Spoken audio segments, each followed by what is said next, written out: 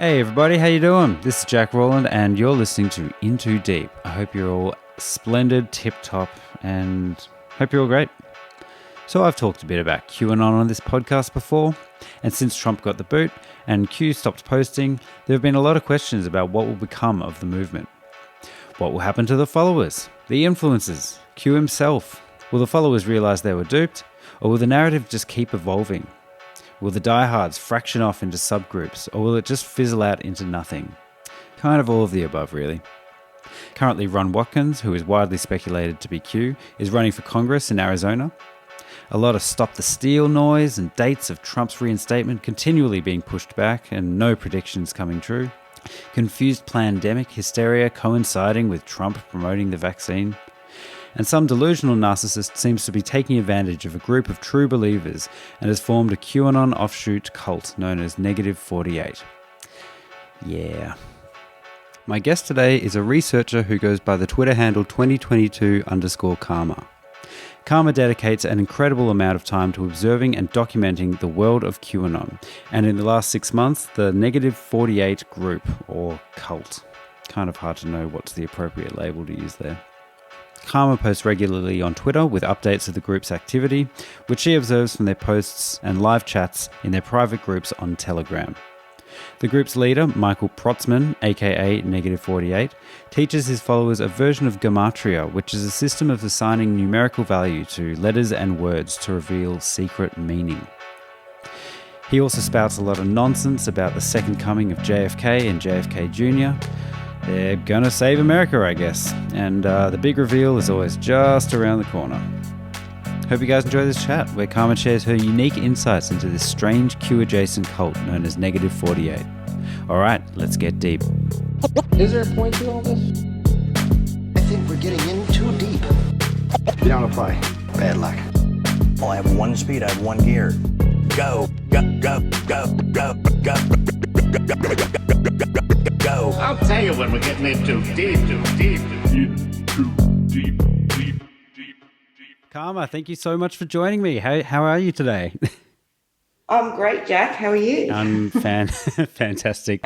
Hey, I just first want to thank you so much for your time, and also thanks so much for just kind of responding to me on Twitter and like pointing me in the right directions for a few kind of podcast hosts and podcast guests and things like that. You've been really helpful, and your insight is incredibly unique. Oh, thank you. That's all right. I mean, if I can help you, of course I'm going to try. Cheers. So much to kind of ask you. It's hard to know even where to begin. I guess. I've come to find you on Twitter through my friend Owen. You spend a lot of time watching and I guess reporting on these kind of wacky conspiracy people, mostly QAnon, and I'm sure we're gonna get into this kind of QAnon offspin cult that's kind of emerged, called, I guess, the Negative 48 group or whatever. How long have you been? Is that an accurate description of what you do? Yeah. So I kind of got into this. I had a friend who fell into QAnon. Right. And, I guess I tried to go the opposite way and sort of, find people who I could find out as much information as possible about it in order to try to help my friend. Right. So I spent a lot of time, researching and asking other researchers and probably harassing the hell out of them at the time. Just, what's this? What's that? Why is it like this? What's going on? I don't believe it was as big in Australia until COVID hit. Once COVID hit and people, got into lockdowns, a lot more people in Australia fell into QAnon. So over that period of time, I kind of just did a whole lot of research and what it was and everything. And eventually my friend cut me off completely. Mm-hmm. And I just obviously continued to follow and research and So you had kind of no knowledge about it prior to your friend kind of getting right into it? No, it just, I mean, for me, it came out of nowhere. He fell into it watching Fall of the Cabal was sent to him, and that was it. He handed it to me and said, watch this. We both saw two different, very different things. Right. Yeah. Yeah. I mean, I've had, I remember back in the day, kind of back around when I got interested in conspiracy theories, the film was Zeitgeist that set everyone off. Zeitgeist really, I don't know if you've seen that film, but that was kind of, I feel like the generation before QAnon of a real entry point documentary of conspiratorial thinking. No, I haven't seen that one. I mean, I've known about all the other conspiracies, 9/11 and all that sort of stuff. Yeah. But, and obviously over the years you talk about it with other people, but I've never really had someone fall. And I mean, he fell really quick. Within 3 weeks, he was just all in, got QAnon tattoos. Really? Just, yeah, he all in. Whoa. And yeah, I was just like sitting there going, what is going on? Wow. You were quite very close to this person, I assume? Yeah, we've known each other for 10 years. So It was just kind of like, what is going on? And, obviously they send you stuff and, they're trying to talk to you about it. And, it just got to a point where, I'd get a text message. So are you red pilled yet? Right. Yeah. No. And then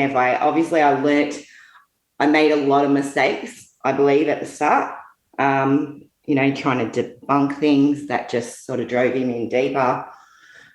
He cut me off more. So over time, I kind of learned, okay, cannot do that, can't do this, can't do that, can't do this. And I think at one stage, I felt as though I was actually getting through. And it was the only time I did feel that way was he had been banned from most of his social media accounts for 30 days. And so in that period, he had no social media at all. And he was actually, more of himself. And, we would talk about things. I would sit there and listen. I'd kind of drop little seeds and he'd go away and come back and go, I think, I've been thinking about what you said. I think, you might be onto something there. And he was starting to have a little bit of doubt. And then as soon as he got his social media back, he just dove straight back in. Yeah.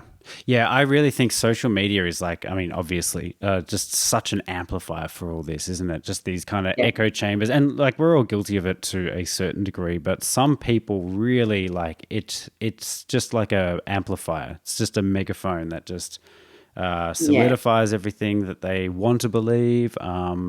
It can be very, very damaging if unchecked.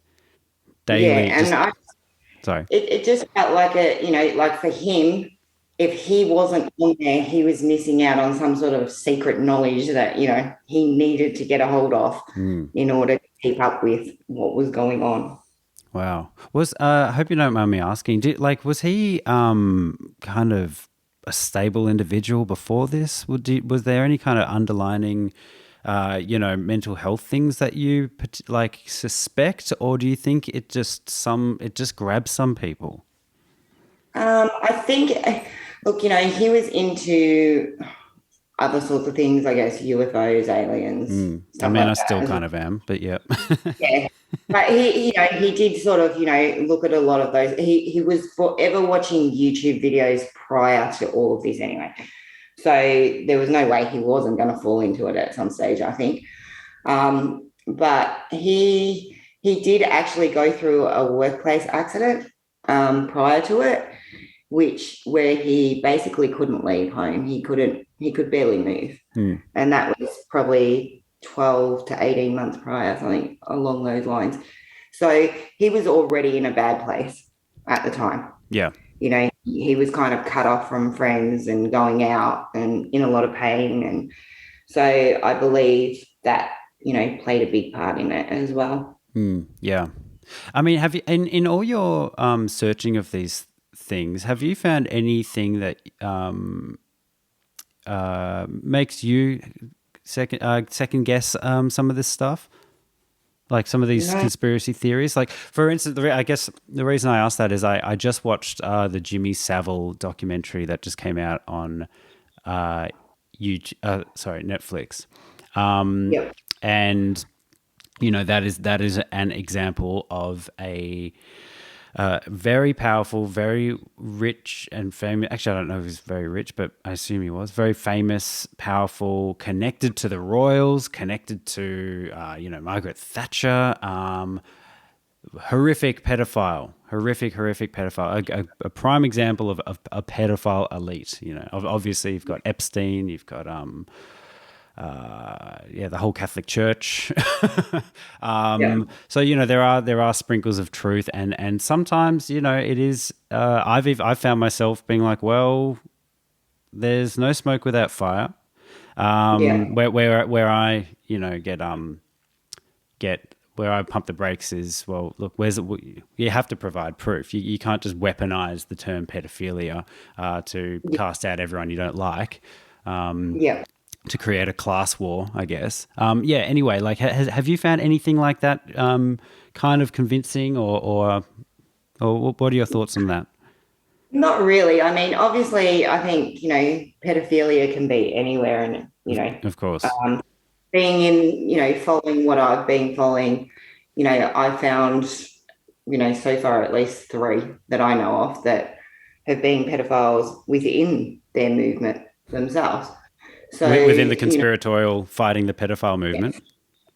Yes. Wow. So I don't really, look at it as, oh, well, that's, over there. Like it basically could be anywhere. It could be anyone, and it could be, and maybe the elites do actually, have more ways to hide it, I guess, than, your average person maybe. But at the end of the day, I think it could be anyone. Yeah. Yeah. I mean, that's generally where I fit too. So I guess you started looking and I guess trying to debunk and really researching. Now you've kind of become like your Twitter following. You've almost become a resource for other broadcasters or conspiracy watchers. You really are like dedicated to this, and I'm extremely grateful because it's fascinating for kook watchers out there. Jump on Karma's Twitter because it's all there.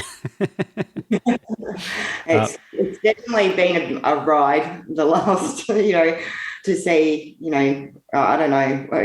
For me, it has, as I said, I've come from someone who didn't actually know anything about QAnon, and before I even jumped on Twitter, I actually did a lot of, searching myself into, I guess I went the other way, like looking into who was behind Q. Yep. And it's funny, when Cullen's documentary came out and I watched that, it was like going, oh my God, I found that when I went looking as well. Oh my God, I found that too, and I was sitting there, going, oh, well, he found that as well. Like, yeah, it was really neat to watch it.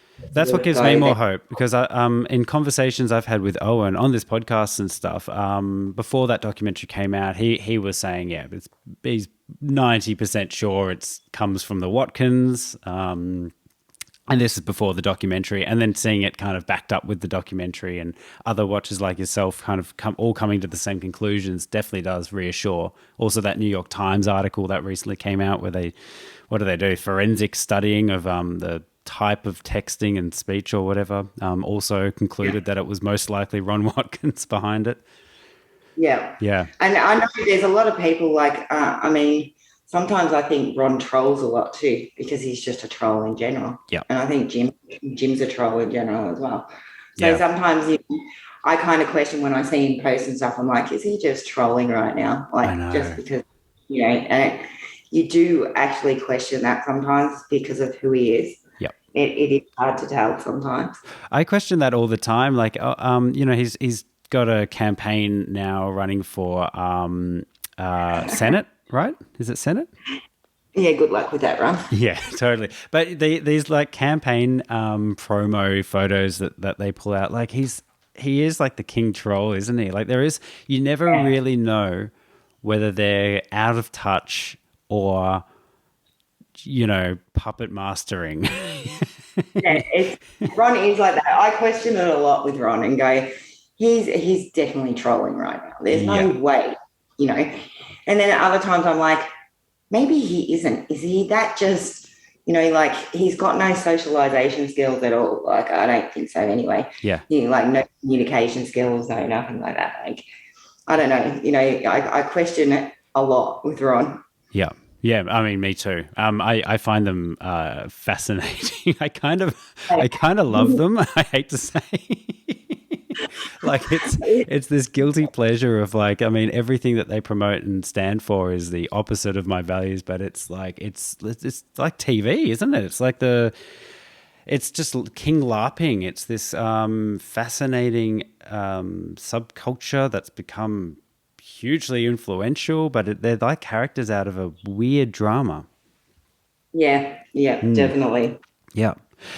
So, I've spoken a fair bit about QAnon on this thing, but one of these angles or directions that you've really taken your kook watching with this has been this emergence of this seeming, I think cult is the right word. This kind of QAnon. I believe it. At the start, I used to just call them a group.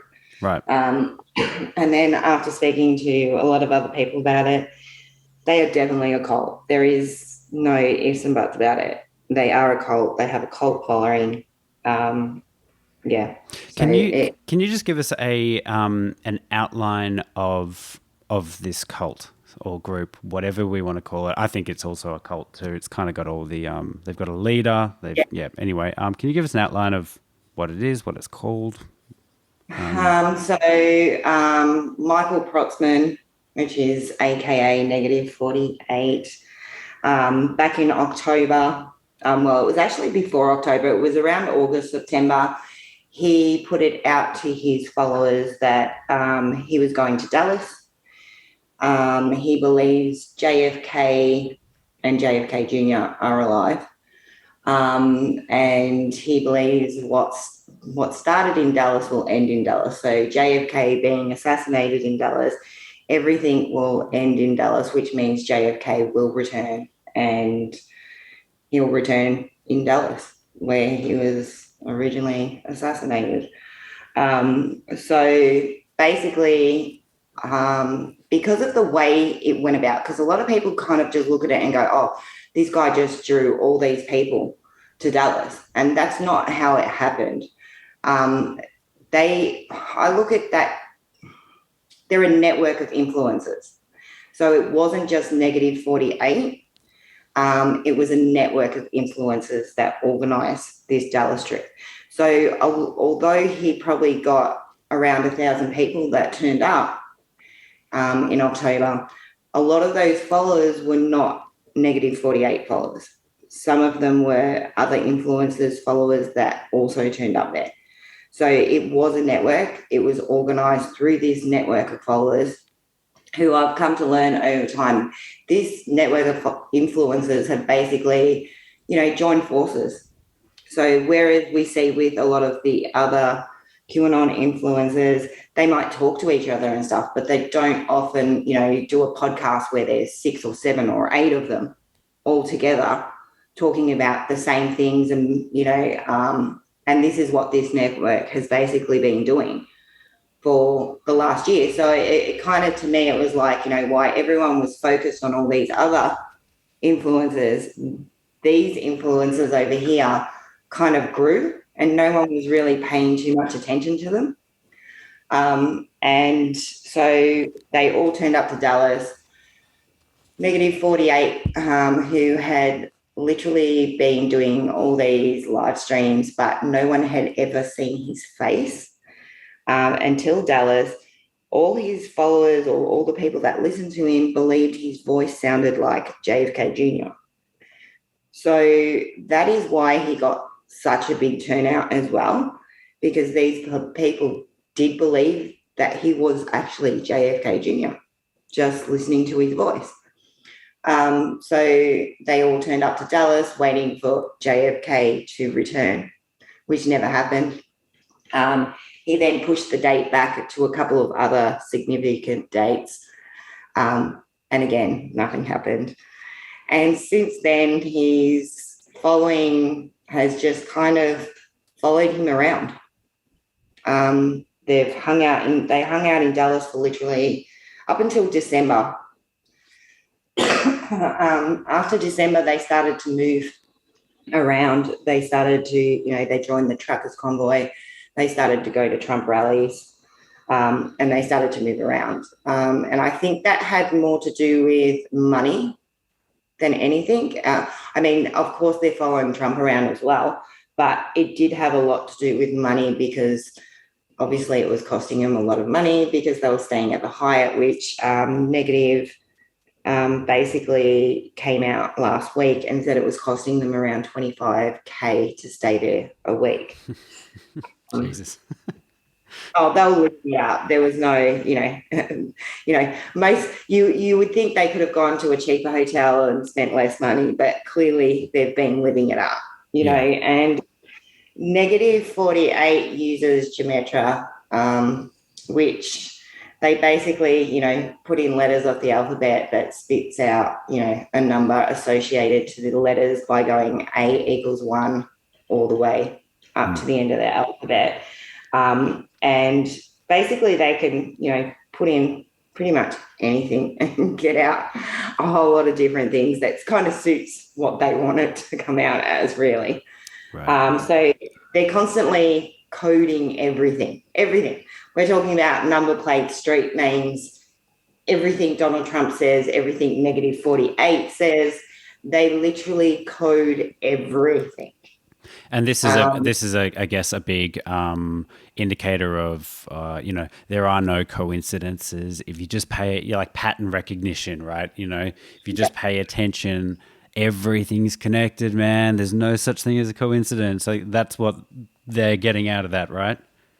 Yeah. So he one of the Q posts had I think it was 1-4. I'm trying to think what it was actually now. It had the letter, it had the numbers underneath what would spell out DJ Trump or DJT. So Negative took that and believes he worked it out, that it was using Gematria to spell out DJT, and that he believes that Gematria is basically the language of God.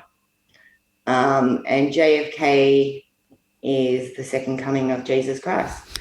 So when he returns, the second coming of Jesus Christ is returning.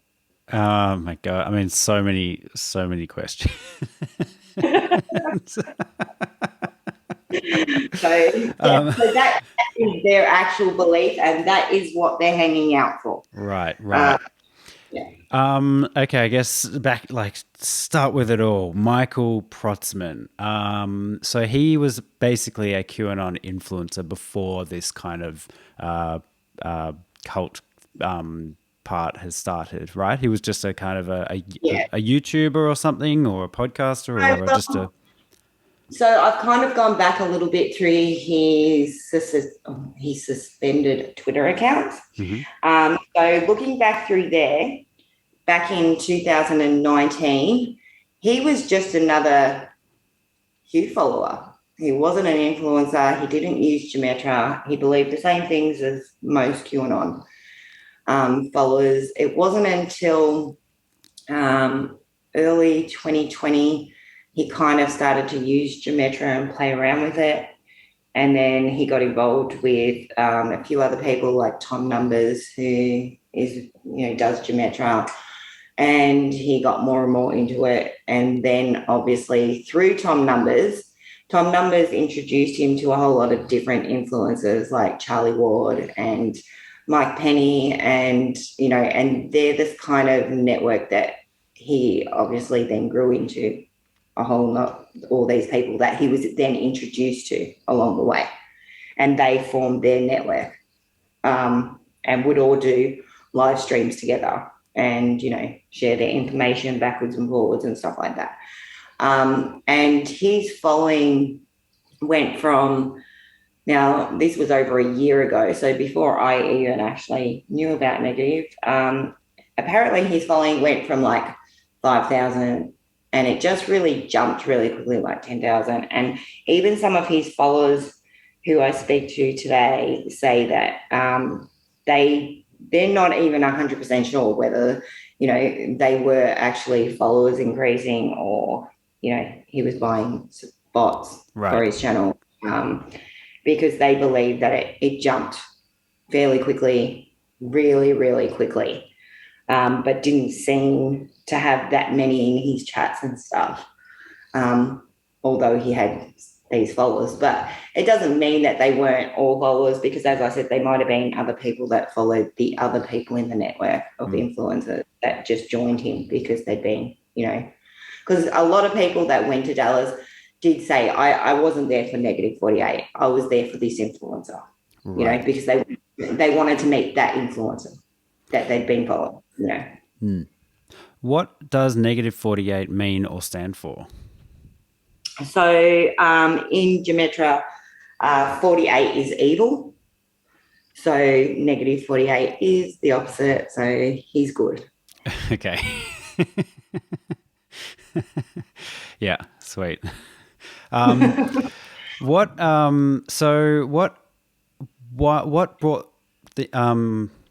them all to Dallas? Why did he tell everyone? Was there some kind of Trump rally? Was there anything happening? I'm just trying to remember. I think the first date so they all got there around the 31st of October, but I believe the first date was, I can't remember now whether it was the 2nd or the 4th of November or something like that. It had to do with JFK. I'm not sure whether it was his anniversary of his death or it was something, because they ended up staying for about 4 or 5 different dates. One was like the anniversary of his death, one was like the birthday, one was like this. So I can't remember which date was the original, but basically Negative had told them that he was going to come back for 7 days. Right. So that's why they all went to Dallas. Sure. Can you give any insight as why the fuck they are obsessed with JFK and JFK Jr.? I still can't get my head around it. I've listened to it, asked a bunch of people. I've listened to a bunch of podcasts. Why JFK? You know what? It always amazes me as well. I think the women they just think he's hot. Okay. To be honest, they do. I think the women all just think he's hot. So that's my take with the women. I don't know about the men, but, from what I read and see, I honestly think the women just think, oh, yeah, he was hot back in the day. So, yeah, he was gorgeous and whatever. So that's my take on the women, but I don't know about the men. I mean, he's kind of known I don't know much about his politics, just a bit, but, he was known as a very good leader. A lot of people see him as a great leader, but he was a Democrat, right? Yes. Right.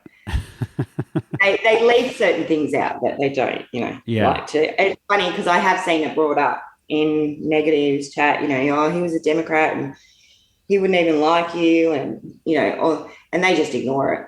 Right. So, moving on kind of thing. Yeah. So I thought, I didn't realize that, excuse me.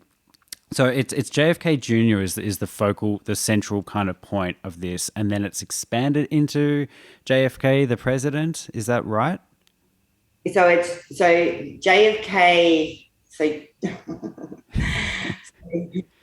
it's just JFK is meant to be the second coming of Jesus Christ.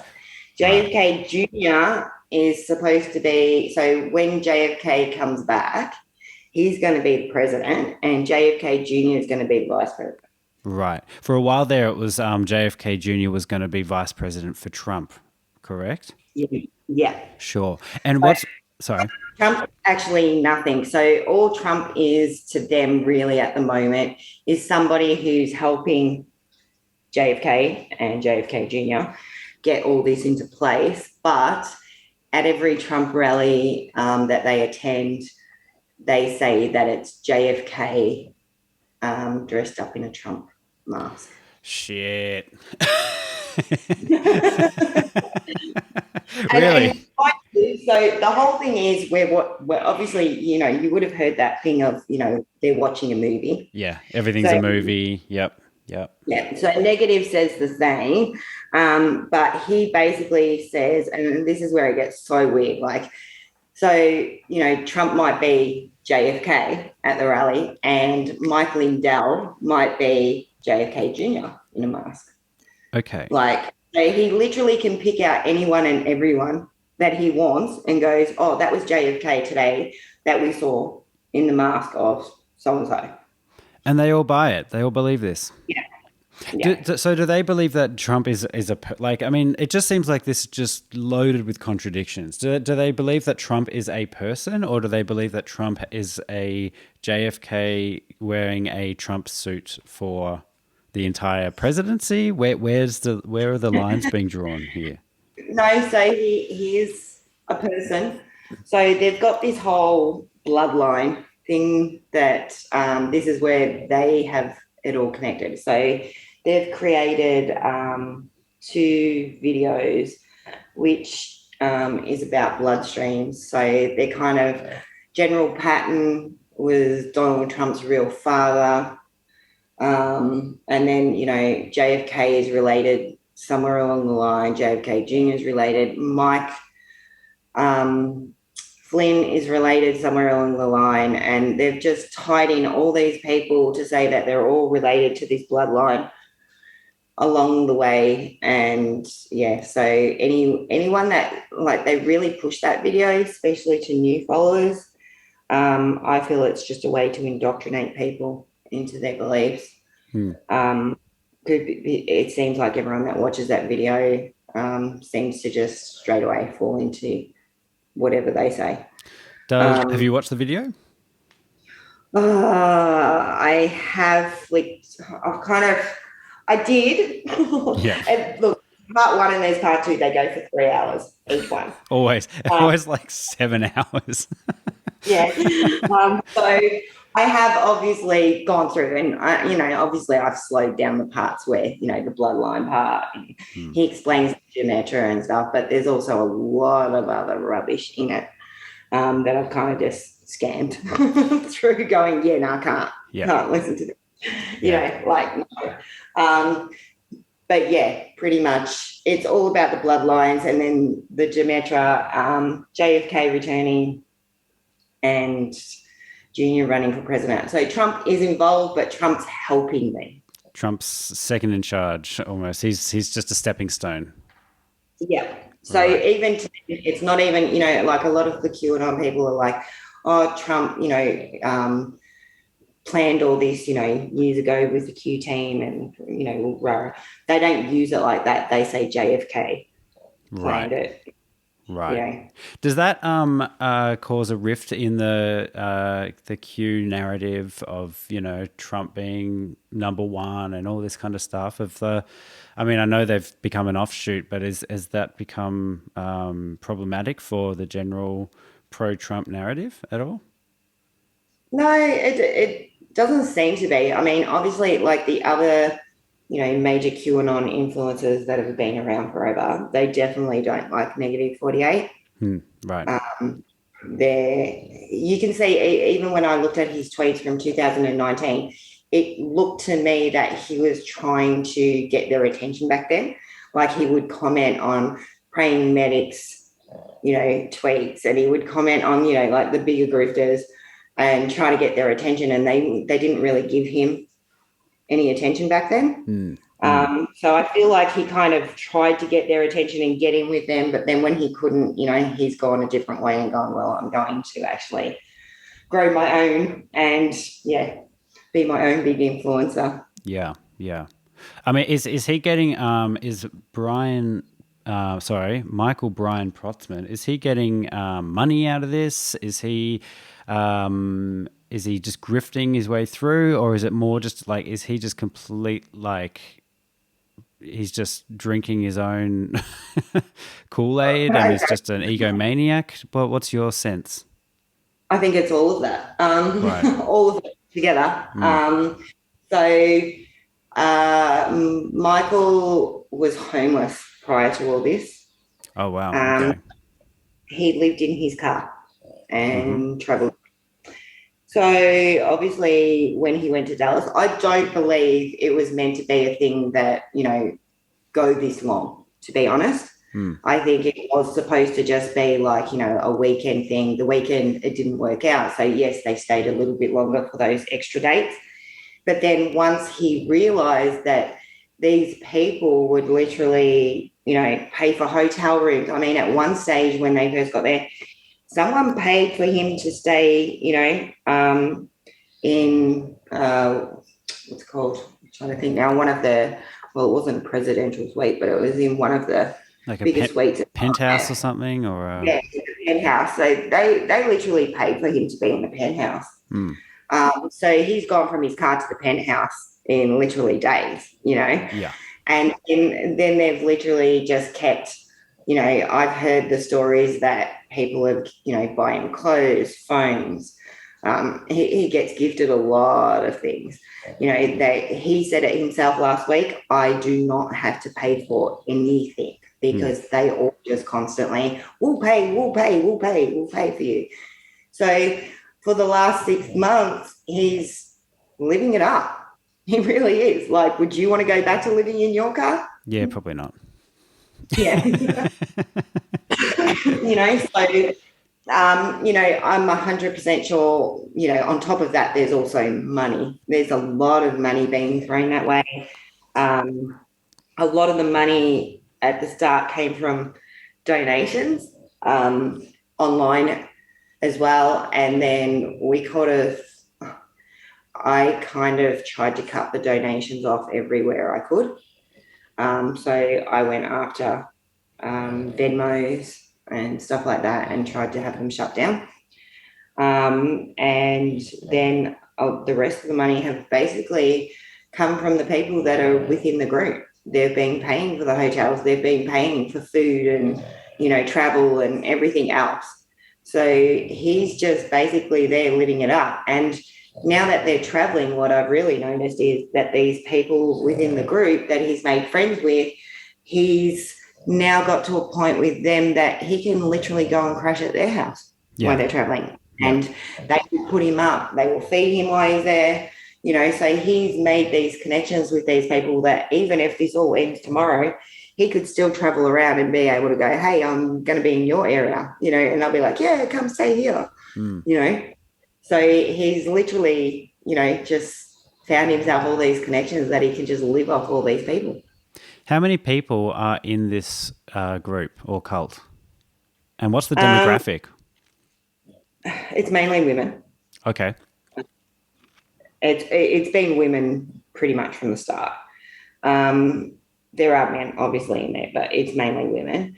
You have, your inner circle group, which are the main group that he keeps around him pretty much at all times. And they're like the decision makers and, chauffeurs, we'll say, for him.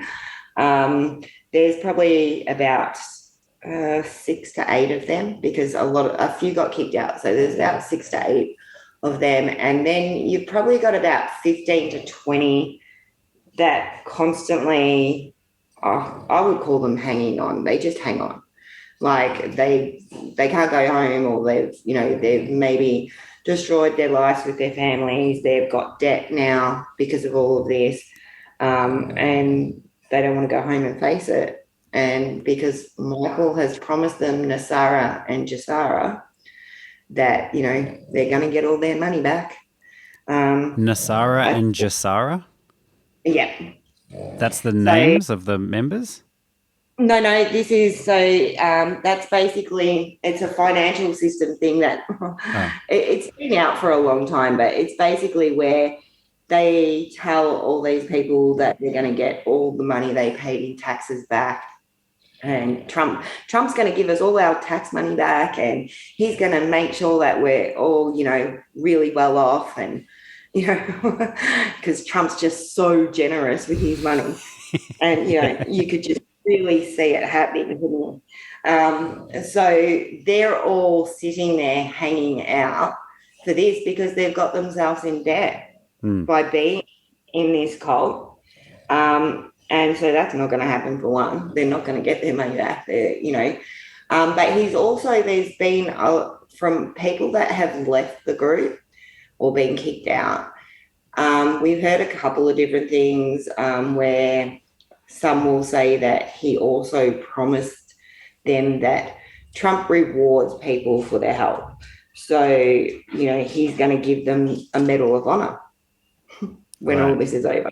Yeah, just like he helped everyone in the Jan 6 insurrection, right?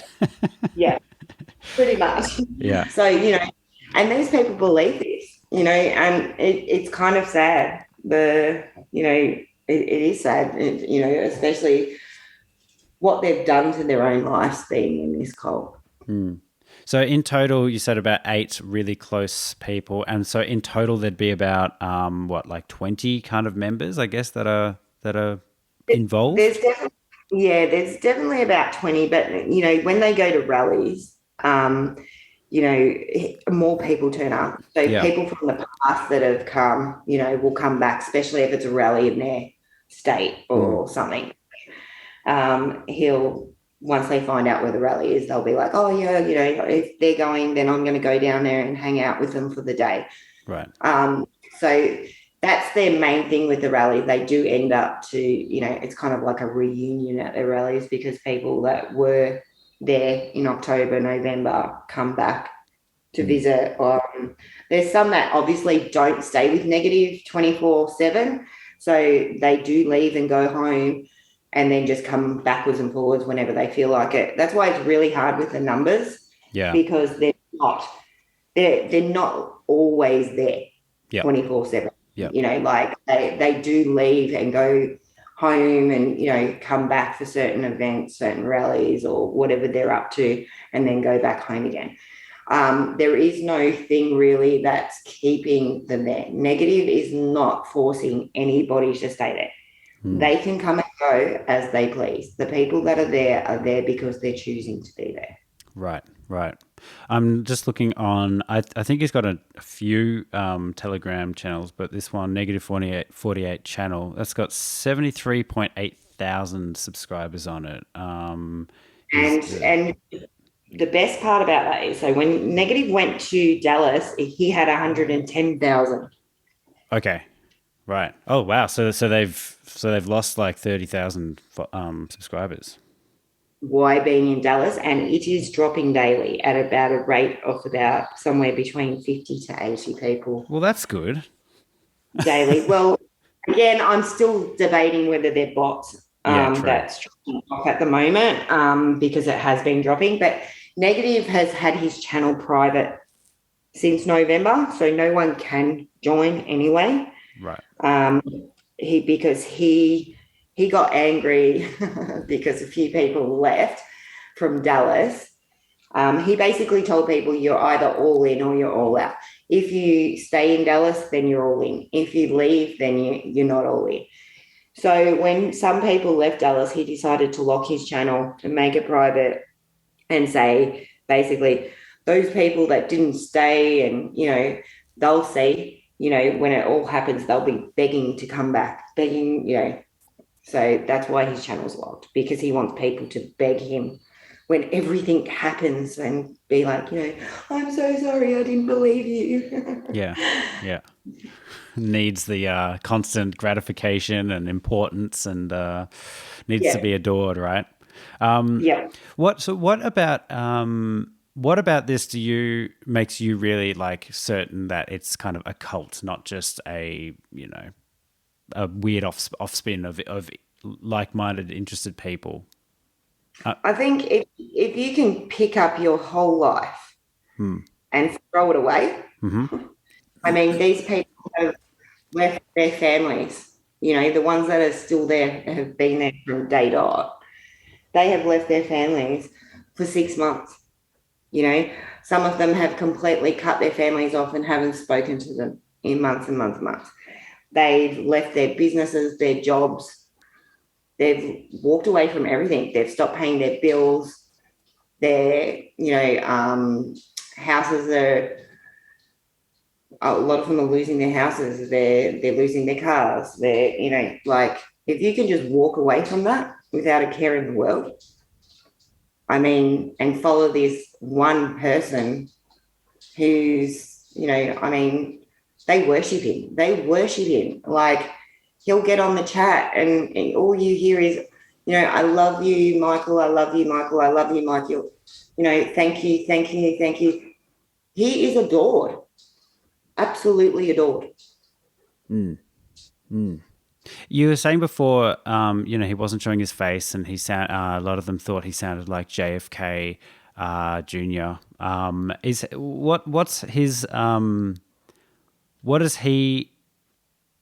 What kind of self-importance does he put out there? What's his role in all of this? Is he just a guy who's connecting the dots, or is he kind of presenting himself as intrinsically involved in this plot, or is he got a messiah complex?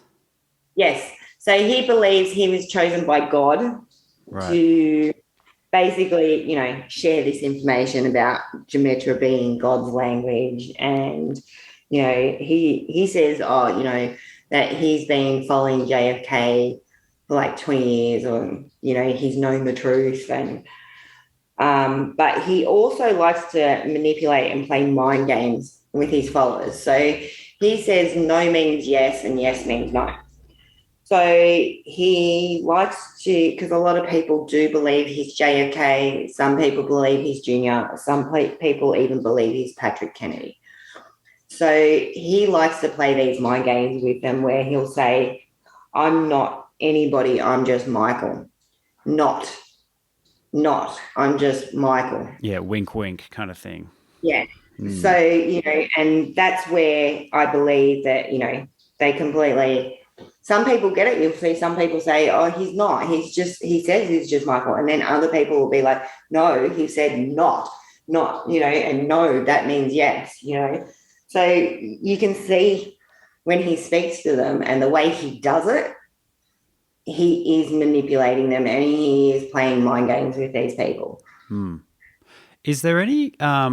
you're saying there was like dates, like he's coming back. JFK is coming back. Are there any kind of weird, anything particularly that you've seen that needs to be worried about, like some kind of a doomsday date, or something very final? Is there anything that's particularly worrying, or is it just kind of a constant? It's coming, and just seeing how long you can string people along for? From the time I've kind of followed all of this, I've never looked at it in anything. And I mean, I listen to every chat they have, I've never kind of gone, okay, he is going to do anything like that to these people. He has always spoken about the future. When all this is over, I'm not going to be able to walk down the street because people are going to love me and want to hug me. And, he wants fame. Yeah. He wants fame. He wants to be recognised, for the one person who knew the truth and knew it was all going to happen. I don't, and especially with the followers he's got now, as I said, they've dropped dramatically, and they keep dropping. His dates, at the start, he was setting dates. Now he's not setting dates anymore. Sure. He doesn't mention dates whatsoever. I think he's worked it out that he's lost a lot of followers by setting dates. Yeah. So he doesn't set dates anymore.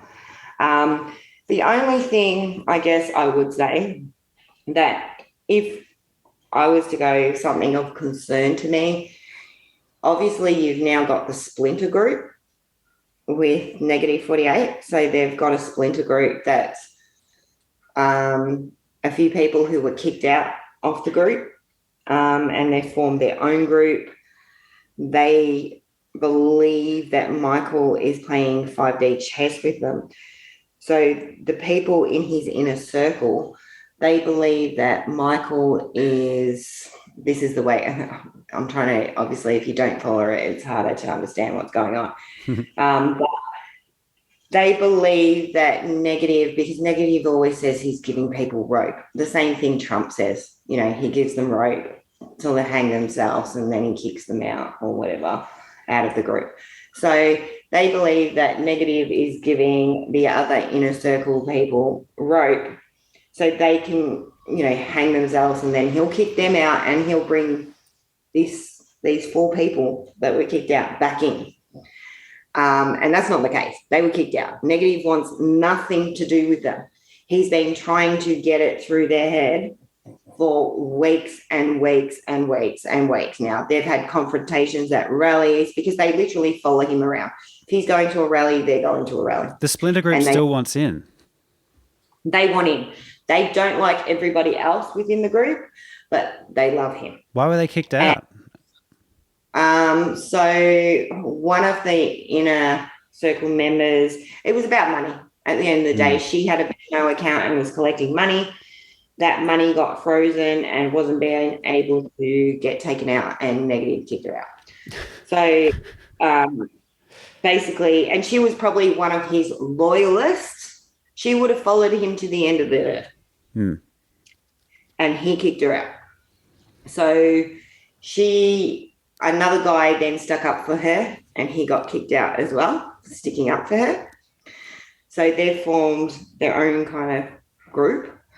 And if you ask me, they are more out there than even Negative 48. Really? They're just more fanatical about it. Oh, they're just, some of the things they say are just absolutely, because they really don't have any clue. These are just followers that were following, another influencer, and then now they're trying to kind of be influencers, I guess, of their own. But they really have no idea, and they just string together anything and everything. They've tried to dox some of the members of Negative 48 group. They're vindictive. They're taking donations as well.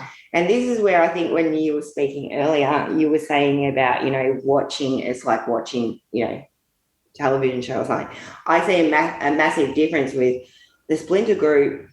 It's like watching a reality TV show, and all their followers give them donations because they're taking them on a journey. Right. They're on chat. So the Splinter group stays on chat nearly every day. They're on chat every single day. They take videos. They take them to Trump rallies and video everything. So they're basically a part of this reality show that they're watching, whereas Negative's different. Negative may not come onto his channel for 2 or 3 weeks at a time, and no one knows where he is or what he's doing. Whereas these guys are on every single day, and they're taking their followers on a journey with them. So therefore, they are donating to them whatever they want. They need fuel money here. Here's some fuel money. As long as we can watch you go to the next Trump rally, here. You need food here. We'll donate the money for you food. And this is just a brief snippet from one of their live chats from their Telegram page today. I have a funny story out of Hollywood. Go ahead. So I have a son. He's 31. He lives in California. That's where I was from. Now I'm in Idaho. And he has a friend who's a producer on the sitcom Saved by the Bell. It's the remake. So I told him, my son, whenever he sees this friend, if he could ask him if there's anything weird going on in Hollywood.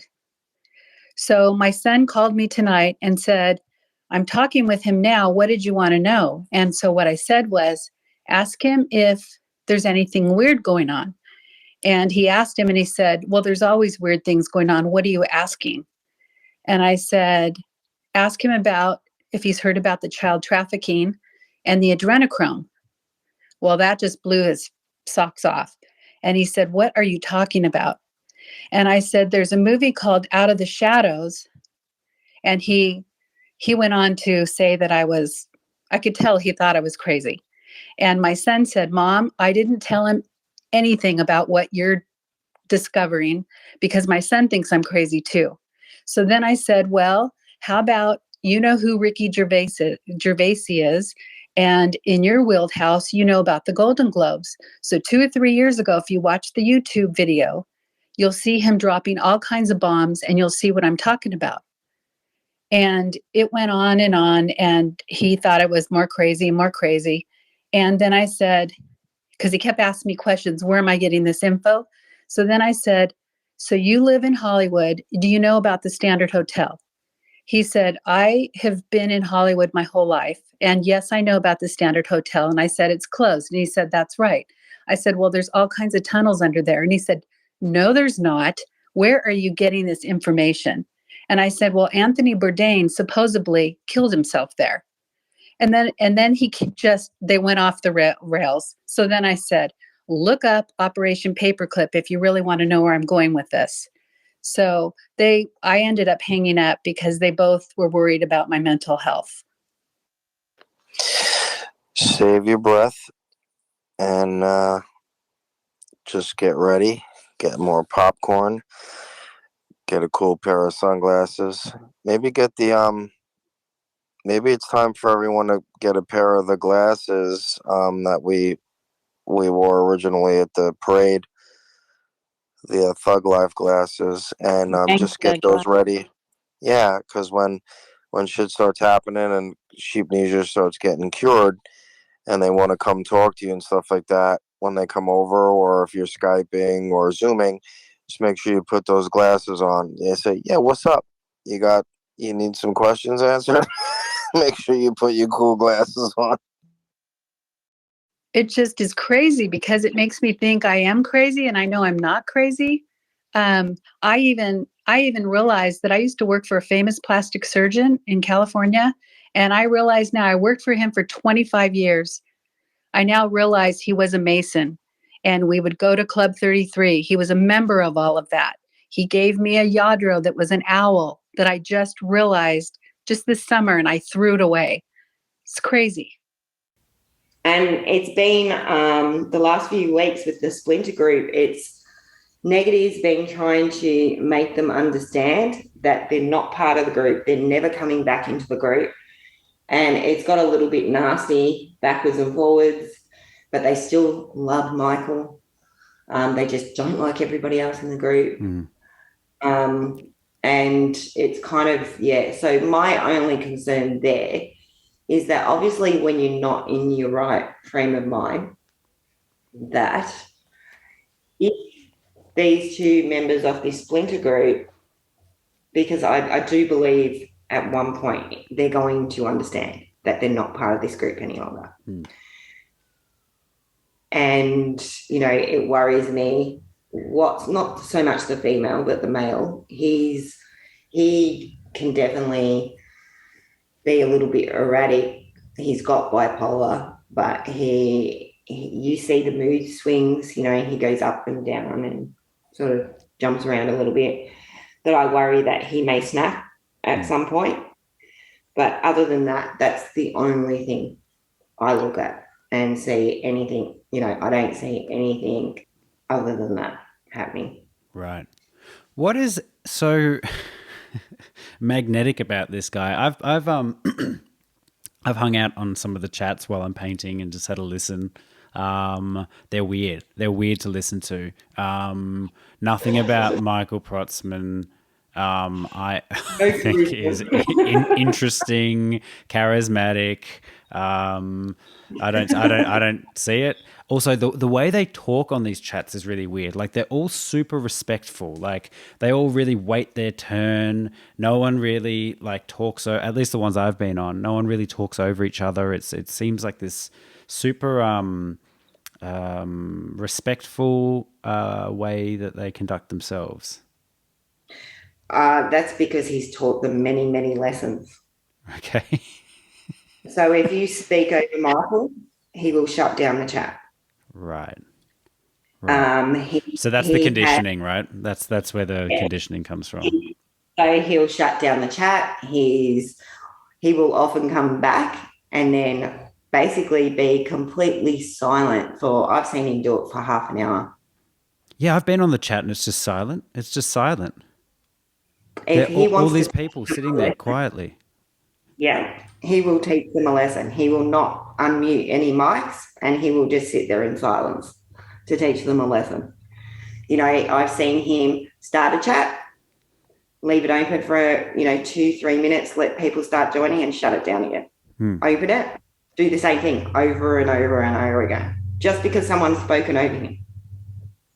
He does not like people speaking over him. So that is where the respectful thing has come from, because, they obviously wait for him. Like, at the moment, he hasn't been on for a week. He has not been on in the chat for a week. So basically, they're all hanging for him to come back on.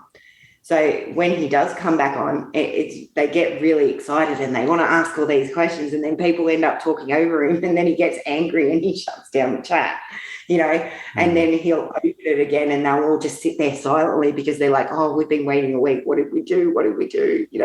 And they'll just, it's like being in a school class, where just thinking that full school teacher and the students, isn't it? It's so, bizarre, because, I just sit there and think, oh, my God, how are you people just sitting in here allowing this guy to just tell you? I get it's his channel, but he also speaks to them like utter shit at times as well. He will really, if someone says something he doesn't like, he will speak to them like shit, and I sit there sometimes, I've seen him make women cry on there. And I just sit there and I think, why do you follow him? Why? I see nothing, just a narcissist. That's what I see, like, why do you follow this guy? What, and people say, oh, he's funny and and I'm just like, I don't see it. Yeah. Half the time he mumbles and you can't even understand what he's saying. Yeah. He repeats the same stories over and over again. Like, I know the stories that he says over and over again. I know them to a T because I've been listening to it, for 6 months straight. And I'm just like, he doesn't even have any new material half the time. It's just the same rubbish over and over again. Yeah. Yeah. But he doesn't talk like, whereas other influencers will bring up something that's just happened lately, he doesn't do that. He sticks to the same stories over and over and over and over again. And these members are of all ages? Yes. Yep. Old, young, all sorts? Well, you kind of, I'd say you get more from about the ages, I reckon, maybe 30s upwards. Yep. I'd say. Yep. Have you spoken to many members individual? Have you tried to reach out to any of these people? Any people who have left? Have many people like seen the light and just been like, what the fuck was I doing back there? Yes. Have you spoken to any of these people? Yes, I have. Right. So I've spoken to a lot of people who especially went to Dallas at the start. Right. And within, the first, say, 3 to 5 days of being there, they realised that he was full of shit and, went back home. Those people were, obviously pretty angry and annoyed because some of them spent, thousands of dollars to travel there and stay in hotels. And we're just like, what the hell? Nothing happened that he said it was going to happen. So those ones, yes. I have a group that I am in contact with constantly of those people, and they also listen, and some of them also have friends or know other people that are there, because that is the thing. So Michael's channel was running for 12 months prior to Dallas, and before Dallas, probably I believe it was about 6 months before Dallas, Shelley, who was the one that was kicked out and is now in the Splinter group, she was his admin, and she kept that channel open 24 hours a day. So these people that were in that channel, they made friends. A lot of people also told me that they went to Dallas, not just for Negative 48 at all, but to meet the community that they had got to know online. So they had made friends over that time, and okay, you're going to, oh, that'd be cool if we all went and met each other. We've all been talking to each other for so long.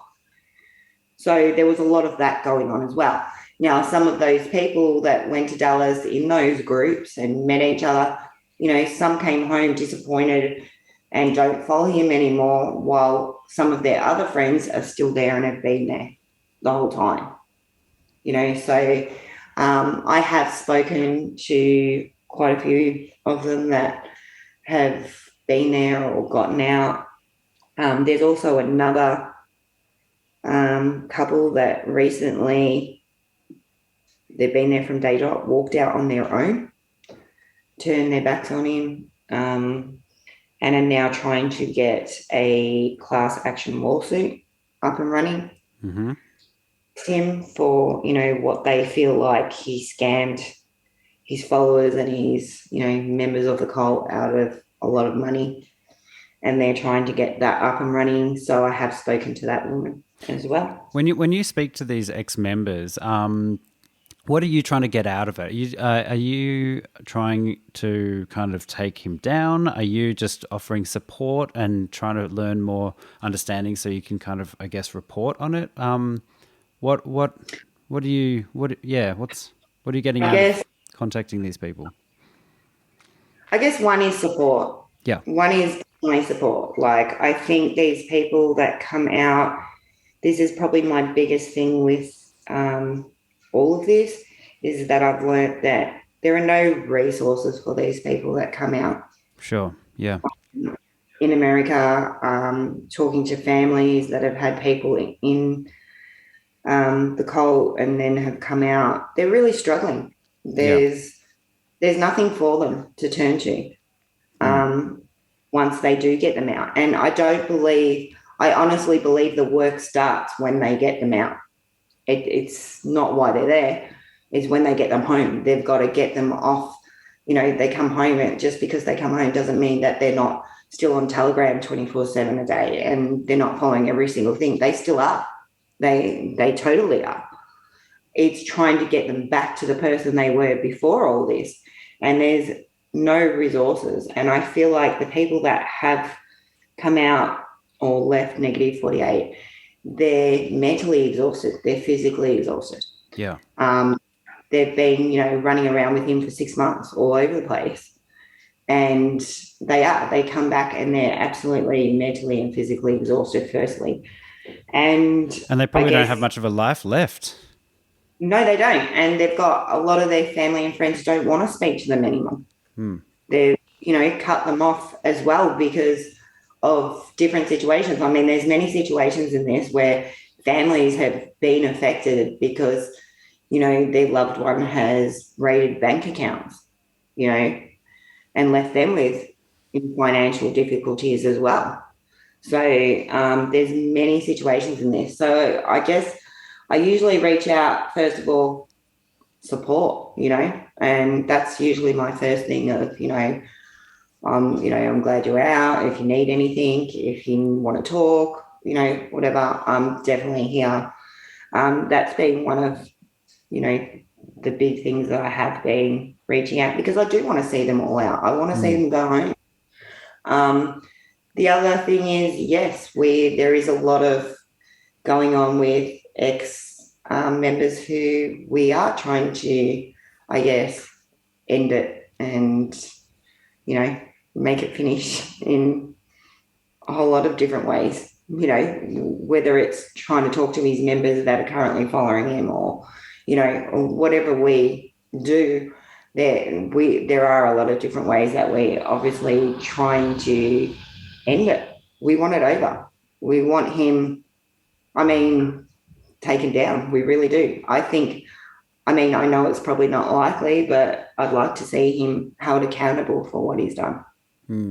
I guess there is there's no laws that are being broken, right? If they're all there by their own free will, there's not really anything you can. There's no laws against manipulating people, is there? I mean, maybe conning people into money, I guess, or fraud or things possibly, but I don't know. That's where that lawsuit kind of comes in, because, what they're trying to do is get people who feel as though they were manipulated and conned out of their money, I guess.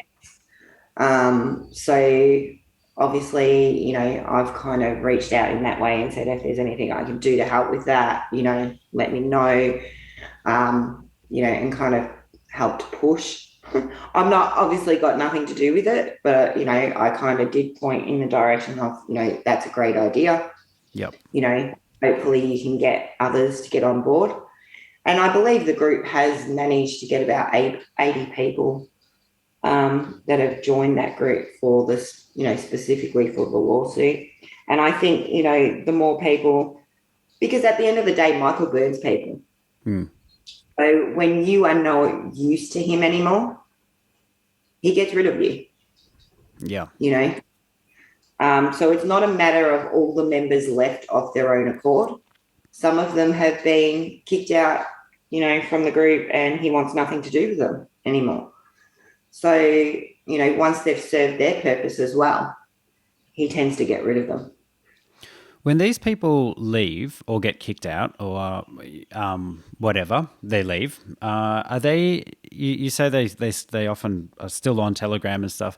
Do many of them kind of snap out of it and just see, oh my God, I've been taken for a huge ride with all of this? Or do they just go, look, negative 48 was a bit of a dick, but, the Trump stuff, the JFK stuff, I still know what's really going on. Just that guy was a bit off. Okay, you kind of got I don't think they all fully snap out of it. I think obviously before negative 48, they were already into these conspiracies. They were already into parts of QAnon and other conspiracies, obviously. So what I've noticed is a lot of them will fall back onto those conspiracies or just normal, QAnon stuff and kind of just go back into that. Rather than, yes, they completely separate themselves from negative 48, but they still fall back into, just your normal QAnon stuff. I have seen a few that obviously start to question. I've seen a lot of questioning, I guess, now of other QAnon influencers. They're starting to take notice more of, oh, shit, this one's a grifter as well. Yeah. So, and I think that's one thing they've kind of picked up on once they get kicked out or they leave. They've kind of worked out, okay, this person, he's not negative 48, but he's still asking for donations or trying to sell a product or, and they're kind of catching on to the grift more of some of these influencers. And I guess, I suppose in one way, I look at that as it's a start. It is a starting point of, oh, well, if they can see it, then, it might start to open their eyes and realise that, a lot of this is all about the group. Yeah. The unraveling is often, at least in my case, when I was really into conspiracy theories and was convinced, probably, I don't even know how long ago, 10 years ago, yeah, it is that thing where you just stop buying things, you just stop buying into it. You still kind of think, yeah, well, there's definitely some shady stuff, and you still kind of tell yourself that story, but it does just become far less important. And when you actually do feel that you've been taken for a ride, you end up just putting your attention elsewhere.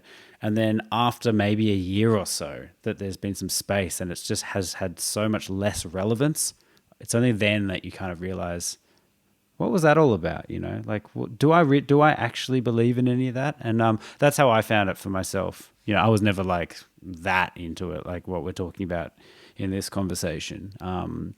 But just in terms of, it doesn't often come in a big snap your fingers, snap out of it moment. It is a slow process. It is, it's over time. And from the ones that I have spoken to that seem to be probably closer to understanding that, they're basically being lied to. And I see there's a real struggle mentally in coming to terms with coming back to reality and feeling like they really get down on themselves on how did I believe all this? How did I, fall into this? And look what I've done. I've ruined, stuff with my family and, and all that sort of stuff. And I see a real struggle with them in that way. Like they're really struggling. And that's where I'm saying, like, there really isn't any resources for them to turn to or get help in this situation. I've heard of some families that have told me that, they got home and they were doing okay for a little bit, and then all of a sudden they kind of go backwards, especially when no one's around, like when they're left to their own devices and stuff, they jump straight back into Telegram and straight back into it. And obviously they can't be babysitted 24/7, Yeah. I've seen on the there's a subreddit called what's it called? It's like a QAnon support group. Oh, the casualties one. Yeah, QAnon casualties. It's got like 250,000 people on there. And that is one thing where it's like, cool, let the kooks run their course and stuff, but it is, like, man. The damage it causes is just, I mean, as I said, I talk to the families of the people that are still there with negative 48, and it's heartbreaking to watch what it's done to these people. I imagine somebody walking out the door and saying, I'm just going for the weekend, and 6 months later they haven't come home and they've cut off all communication.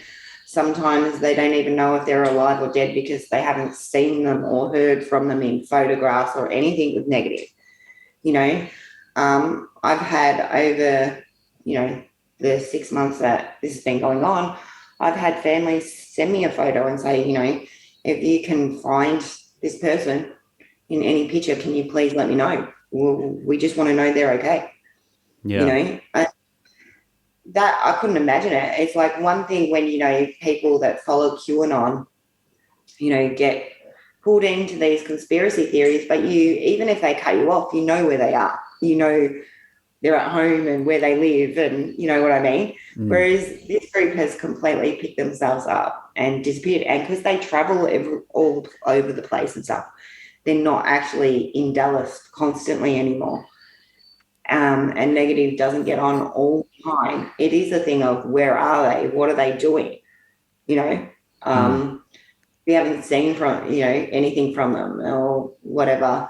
And, it's really heartbreaking for the families. Like, I know they say to me all the time, is this ever going to end? Are they ever going to come home? Yeah. And it's not just, people's siblings or kids. It's also people's parents and stuff, right? Yeah. Like, yeah. Like, it's just so hard to even wrap your head around the mind frame. I mean, they must believe, and that's where the cult kind of aspect comes in. Like, they must believe that they say it all the time, they're fighting a war or whatever, but they must believe that they are literally on the forefront of fighting for the human race.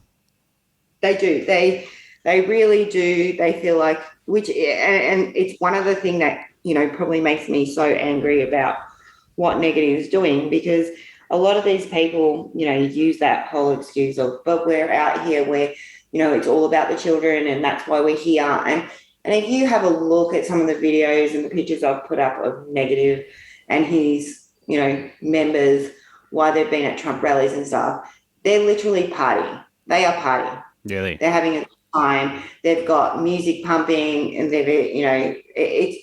it's disgusting. Their family members get disgusted watching these people who have walked out of their lives, left their families for this, to watch them basically partying and having a good time, and then turning around to their family and going, but I'm trying to save the world and save the children. No, you're not. You're having a good time. What does a negative 48 party look like? Or a QAnon party? Like, well, negative has really, I think that's the other aspect that keeps a lot of them there too, because they do tend to have a good time. They basically do organise, music, and they've got Prime Minister there who is, well, he's a rapper, right? Yeah, and he usually brings out all his setup and stuff like that for him, and so they do actually party like it, and sometimes I look at them and I think, God, these people are like, young teenagers, like they've missed out on their childhood partying and stuff like that, and they're making up for it. Yeah. You know, when you're doing that sort of stuff, and you just sort of like, really, like, do you know how much that's hurting your family watching you?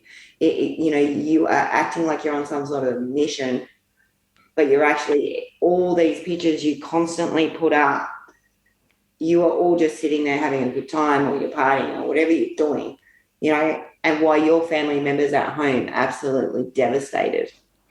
Does Michael persuade them to excommunicate their family, or is this kind of a natural thing that they've done because it's just not relevant to them anymore? I think he did more at the start. It seemed to be a push of things at the start, like, and he would actually say it in his chats, that, you know, there's no point trying to convince them or anything. It's better just to leave it alone and whatever. So I think they did, but as time has gone on, obviously, because family members have financially ruined themselves, and even part of the family, they have chosen, I think, to cut themselves off more. I think it has a lot to do with embarrassment as well. You know, like, I mean, imagine taking, you know, $20,000 out of your joint bank account with your husband or something, you know, and they're left at home, you know, struggling with, because you've basically raided their bank account while you're out partying and stuff. I mean, that, I don't even know how they look at that and go, yeah, well, especially when they've been telling their family members, you know, it started off in October, it's going to be finished by November, now it's going to be finished by December, and now we're going to be finished by January. I mean, the latest date is the end of April. It's meant to be finished, you know. Oh, you know, it's all going to happen by the end of April. It's not going to happen by the end of April. What's going to happen? JFK coming back? You know, they're waiting for that Trump rally where, you know, Trump pulls off his mask and JFK yanks the mask. It's so absurd. You know, you laugh, but you know what the splinter group call themselves? What? Scooby-Doo. Scooby-Doo? Oh. Scooby-Doo group. Now, what do they do in Scooby-Doo? Yeah, they yank off the mask. Yeah. It's so bonkers. Isn't it also like just the obsession with celebrities not dying a bizarre thing as well? Like there's so much throughout, even before all this, like throughout conspiratorial thinking, this kind of emphasis on celebrity importance, and it's bizarre. Like I think this is before QAnon. Anytime a celebrity commits suicide, every single fucking time, the narrative comes up from different people. It's funny because they always come from different people. You know, someone reads something and it's just like, well, you know what really happened? They were about to uncover, you know, the pedophile ring stuff, so he got suicided. I heard it with Chester from what's that band called? That teenage angst band. I've become so numb. What were they? What were they called? I don't know what they were called, but was that Chester? Yeah. And just heaps of them. They've always been suicided. It's just like people die, man. People. Well, I don't know if you know, but Negative has told his followers that you know, people like Michael Jackson and, you know, Diana and all those kind of people, they're in witness protection. They never died. They're in witness protection. They're helping JFK and JFK Jr. Michael Jackson, notorious pedophile, by the way. Okay. Yeah. Okay. Yep. Have you heard them? Their main music that they listen to when they're partying is, you know, Michael Jackson. Fucking hell. So they obviously address that, right? Like that's all part of the conspiracy to discredit people who are actually helping, I assume. Yep. He was set up. He was framed. You know, and that's why he had to go into witness protection, because he was trying to, you know, tell the truth. And so they call these people the 17. So there's 17 of them that are in witness protection. And one night in Negative's chat, all of a sudden, it was the most bizarre thing. Like I sat there because I think I was doing something around the house while I was listening to it. And I was like, what the hell is going on? What are they talking about? People were crying, and I'm like, what the hell is going on? Like, it took me, I reckon, an hour to figure out what was going on. And Negative was making out he was getting text messages from the 17, and he was reading them out. And as he was reading them, his followers were crying and, oh, can you tell them thank you for all of us for what they're doing in helping us save the world and protect our children. And the tears, like, oh my God, it literally went on for hours and hours and hours.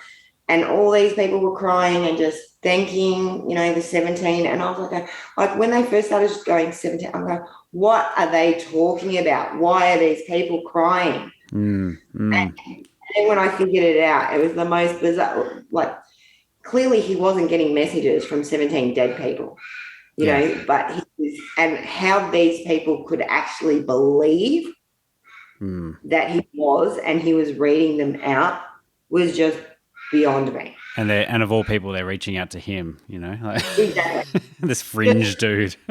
Just, and I don't know if you know as well. There was a time I think it was the second Trump rally. The second Trump rally they went to, it was either the first or the second they went to. So one of their members managed to meet Trump at the rally. Okay. They went backstage. They said to Trump, I'm with, negative 48. And Trump said, who's that? And, they were like, Michael Protzman. Like, no, I don't know who you're talking about. Your buddy who you communicate with, right? Exactly. Because Negative says that Trump talks to him through code, and when that person went back and told the group, they were kicked out the next day. Yep. So, he makes sure he covers himself. Fucking hell.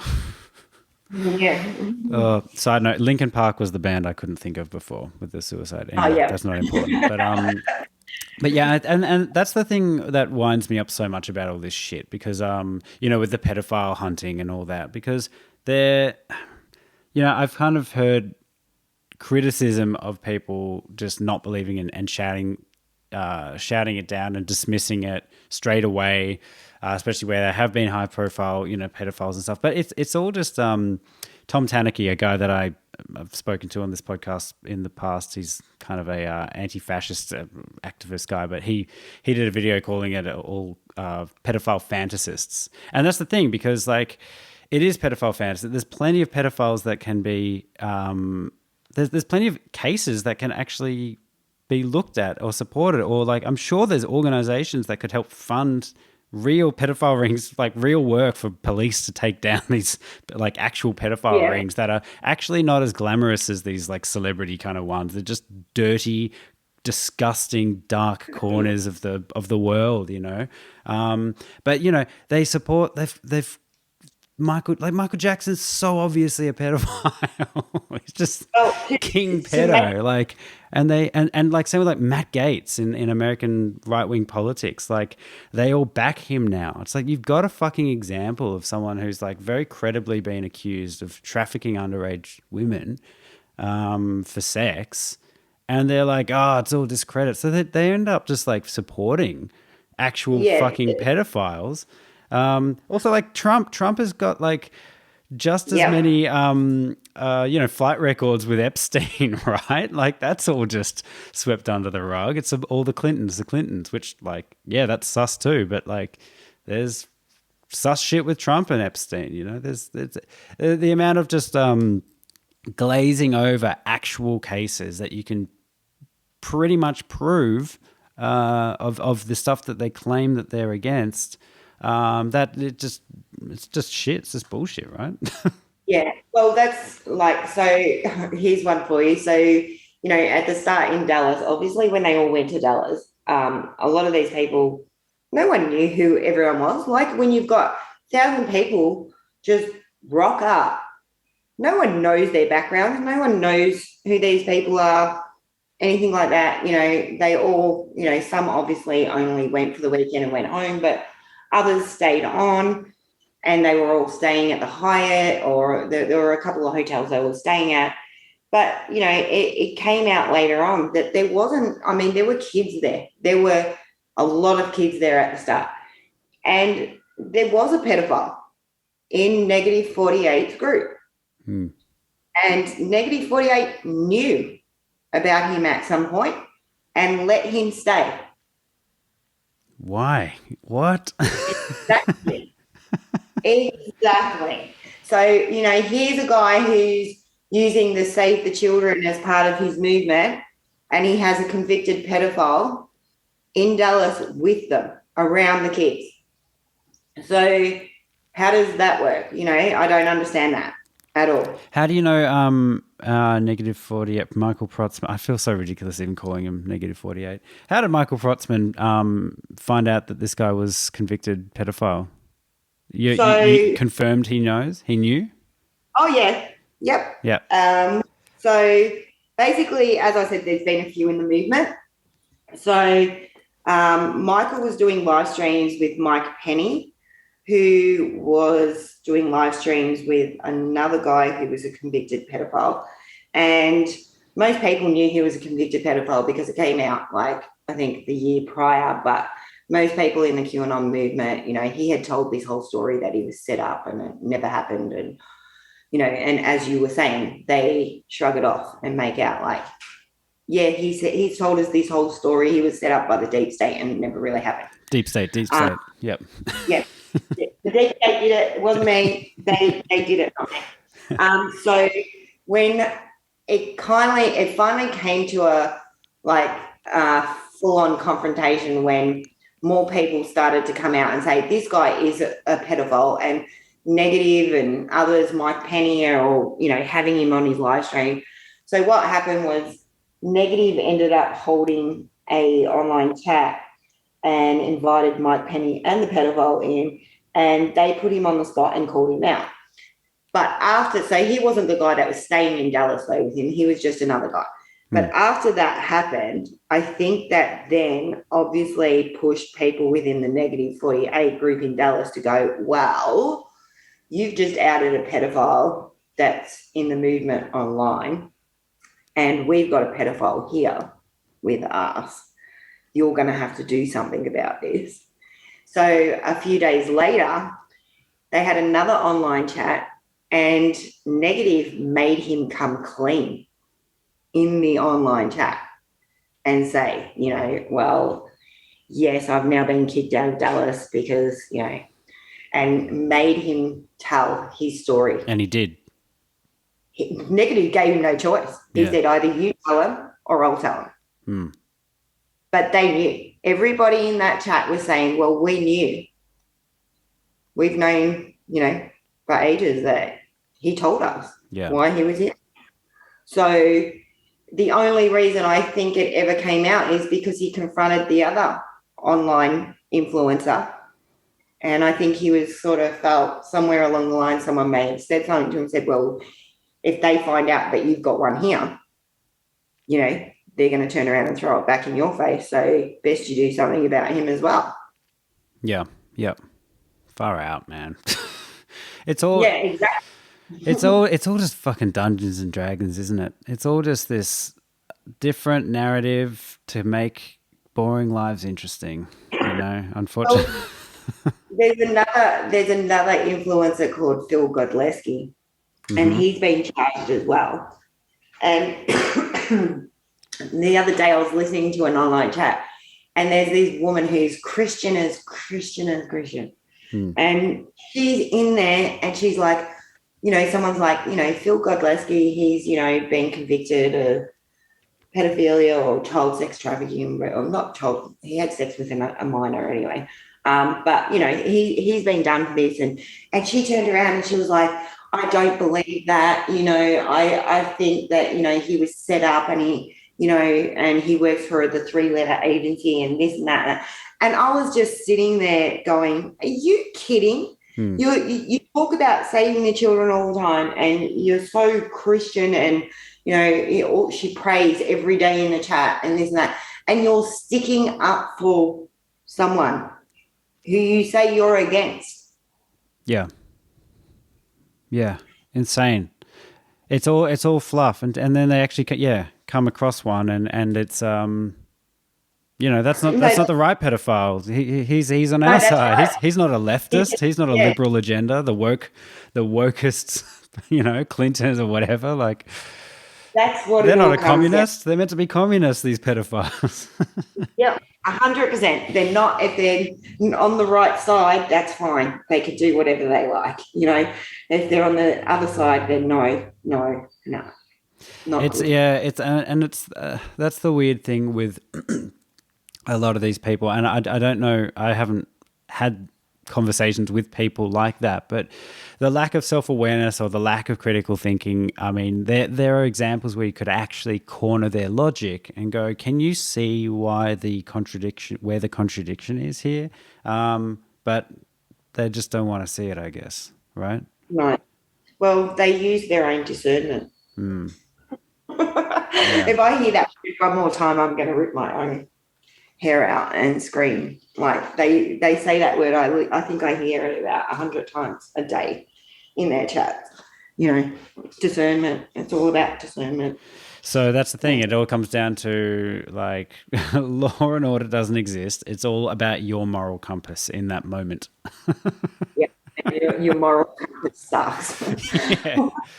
Fuck. I mean, yeah. What do you do with that? Where do you go with that? There's not a whole lot to work with there, is there? Other than to like, they're just ready for the pickings, for the manipulators, for the dark horses out there. Yeah. Well, I mean, they probably got there because of the dark horses, but far out, man. That's a lot. That's a lot. It's crazy. The weird thing is, you hear about lots of cults. I think one of the weirdest things or intriguing things about this one for me is the fact that you can actually go on Telegram. You can actually watch them, talk. You can tune in and just listen to them have their meetings. There's never really been a time where you could do that. Coupled with Telegram and technology, you can actually sit in the room in the meetings with these fanatics and hear their logic unfold and like you have outlined, hear the manipulation tactics in real time if you've got the patience. The thing is, most people, even myself, don't have the patience for that. And I'm incredibly grateful for people like you who do have the patience for that and, actually chop out the highlights and bring stuff like this to people's attentions, because otherwise no one would ever know. Well, I'll tell you, there was one part. So Negative 48 they had a private channel for only members of Dallas at the start. And I managed to get into that group. Excellent. And they would post things that obviously they didn't post on their other channels in there.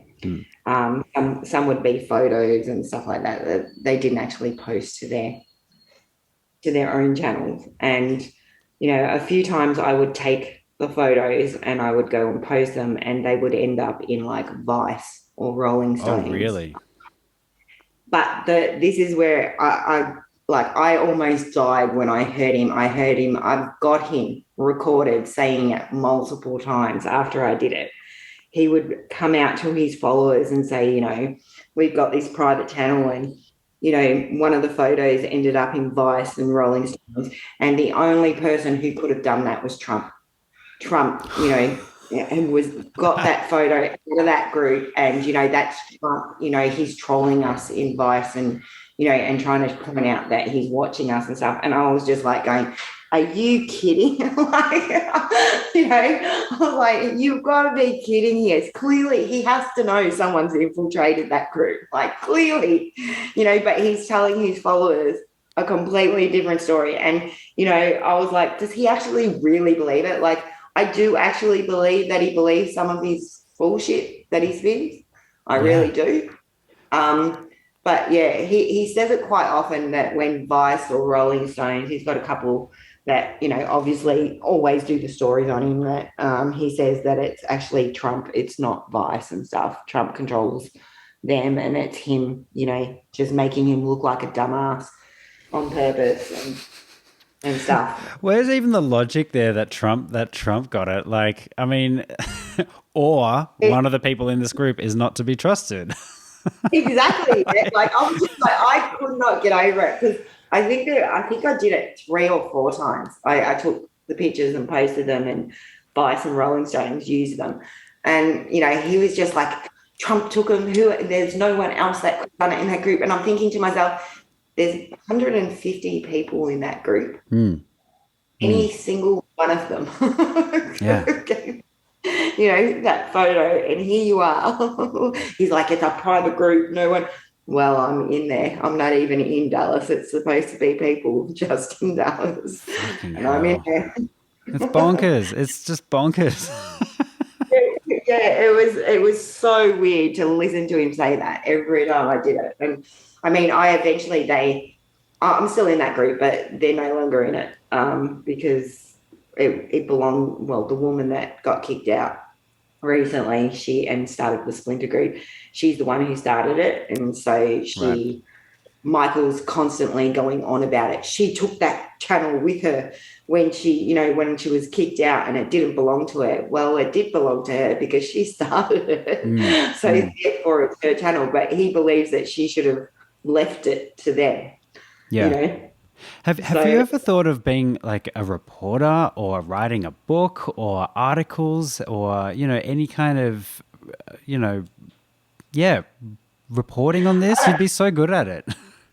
I mean, obviously, so I've literally, I guess someone said it, a reporter actually said it to me the other day, because I've basically recorded every single chat that's gone on since this started.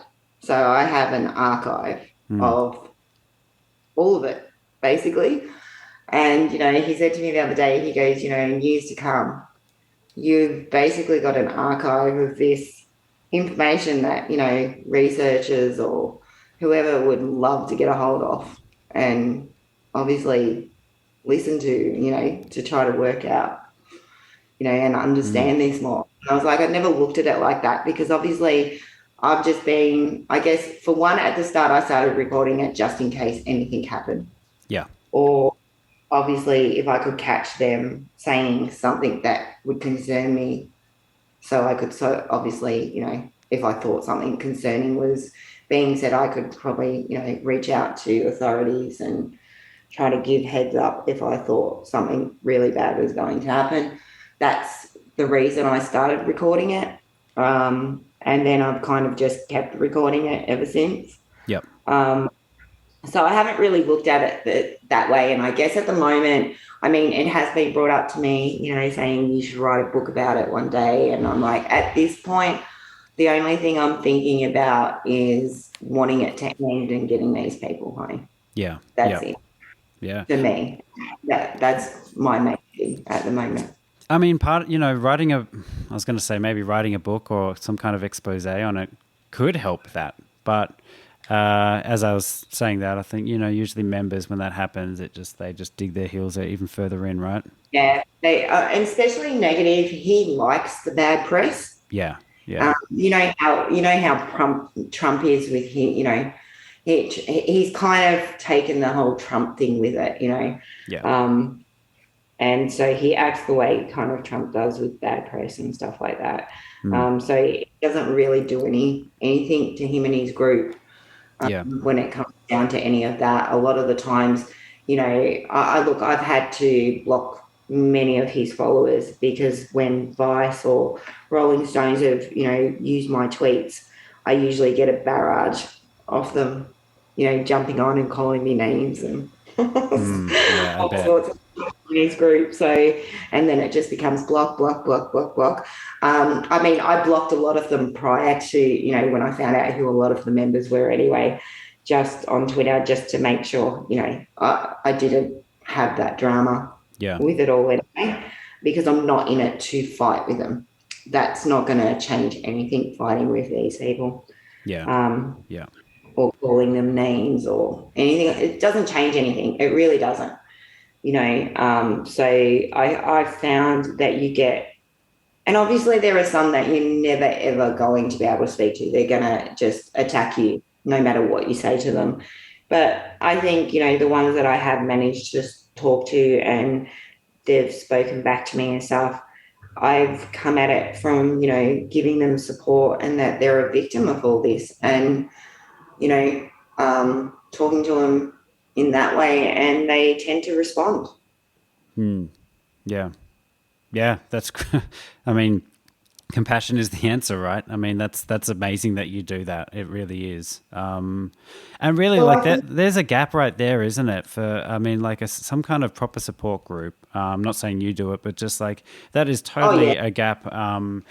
It might sound funny, but it's actually not. The amount of people that get affected by this stuff, some kind of support group of X down the rabbit hole people, there definitely needs to be something. It's the one thing that, in following this, I've really noticed. I've had families that obviously once they get their, loved one home, they're like, now what do I do? Now what do I do with them? I don't know. I don't know what to do. I don't know how to help them. I don't know, and I think that's the biggest thing that's missing in all this, because at the end, no matter what, to get these people out, or, if they do figure it out and come out, some of these people, they're not just, okay, I'm back to normal now and it's all good. It doesn't work like that, And as you see, Negative's got 70,000 followers, and that's just one channel. Look at he's got probably about 20 or 30 offshoot channels, because he, once he got his main sort of group together in Dallas, he encouraged them to open up their own channels. Right. So, you've got Prime Minister's got his own channel, he's got his other members who are close to him that have got their own channels, so when you start to look around, you go, as much as you've got the ones in Dallas, you've also got a massive following online as well. And those people, whatever comes of all this, there's going to be a lot of people that, are just going to be lost, or they'll move. And if they don't have any sort of support, or I think they will jump back into, they'll find just another QAnon channel that they'll just fall back into and jump into. And that's probably the one thing I've noticed with them, they kind of go, well, my family's not talking to me. I can't. And because ego is huge, like, I'm not going to admit I'm wrong. I'm not going to admit that, it's still going to all happen. I'm just not going to admit I'm wrong. So I'll just go back and jump into this group now and follow that. And I've seen it with the one that is getting the lawsuit together. She literally jumped from Negative to another controlling guy who's pushing QAnon. And you kind of look and just go, oh my God, like you've literally gone from one asshole to the next. Yeah. And, it's, that's why I guess I reach out, I suppose, and try to, I don't think there's any point in pointing fingers and going, look what you did, you're an idiot. It doesn't help. No, totally. I mean, one of the biggest draw cards, whether they'll admit it or not, to a lot of this stuff is how, all of a sudden you've got this, you might lose a lot of your old life or contacts or whatever, but you've got this very strong community, a really strong community that all support each other, that all prop each other up. And that, if it wasn't so based in delusions, like that's beautiful. That's a beautiful thing to actually find, be part of something. It's a wonder. It's a great feeling. And I think that is what's missing when people get out of this kind of stuff. Just zero community, because they've burned all their bridges, even in their old life. I'm sure that, like you said, that they might. Most of the time, families will still always have them back, but like the trust is gone. The connections are shaky. No one really knows what to do. So, yeah, support groups would offer community. I think that, that's a really important thing. That is a huge thing, because, I guess I've kind of embedded myself in a group, as I said, with, X negative 48 people. And they are very supportive of each other, and they're very, very supportive of each other. And, I've got to know these people over the last 6 months, and they're really nice people. They're not nasty people or anything like that. They're really nice people. And that support, they don't get it from their family. They don't get it from anywhere else. So, they're not just, if you're coming out, if you do actually start to figure it all out, that's another aspect of it, because once you do, you've got to either choose to step away from that community, because they no longer accept you when you don't believe or they believe either.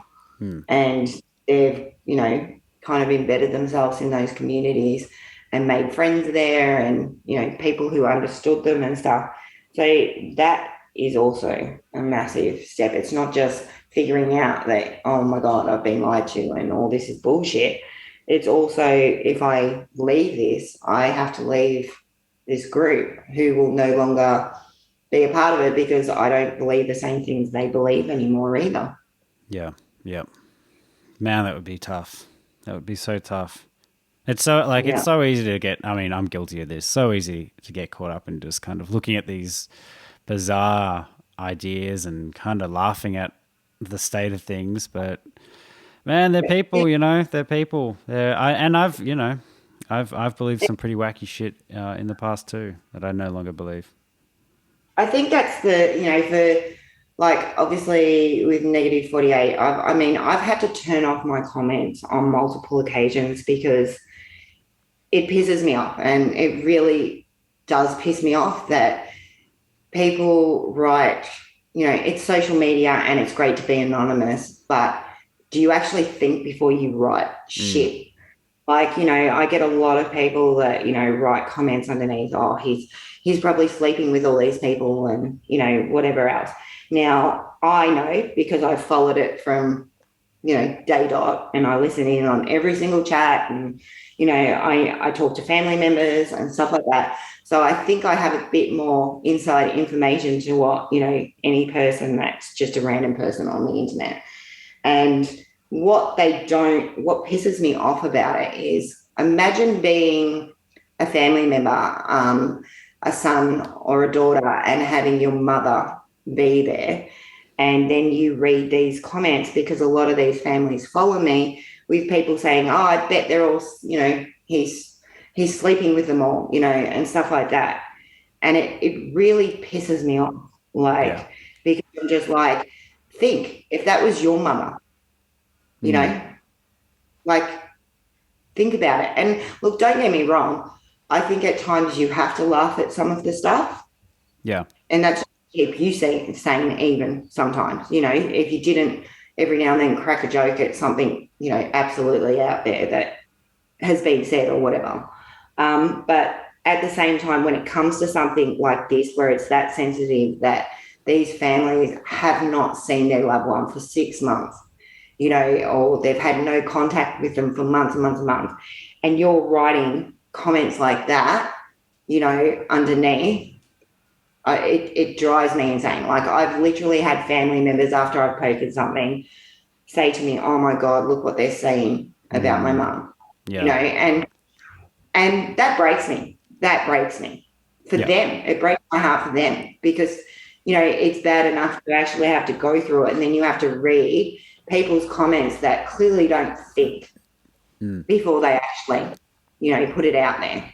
Yeah. And, and it's got to the point where I have started to turn off my comments when it comes to posting things about negative 48, because I refuse to allow people to say shit like that, and where it's going to hurt family members even more than what they're already going through. Yeah.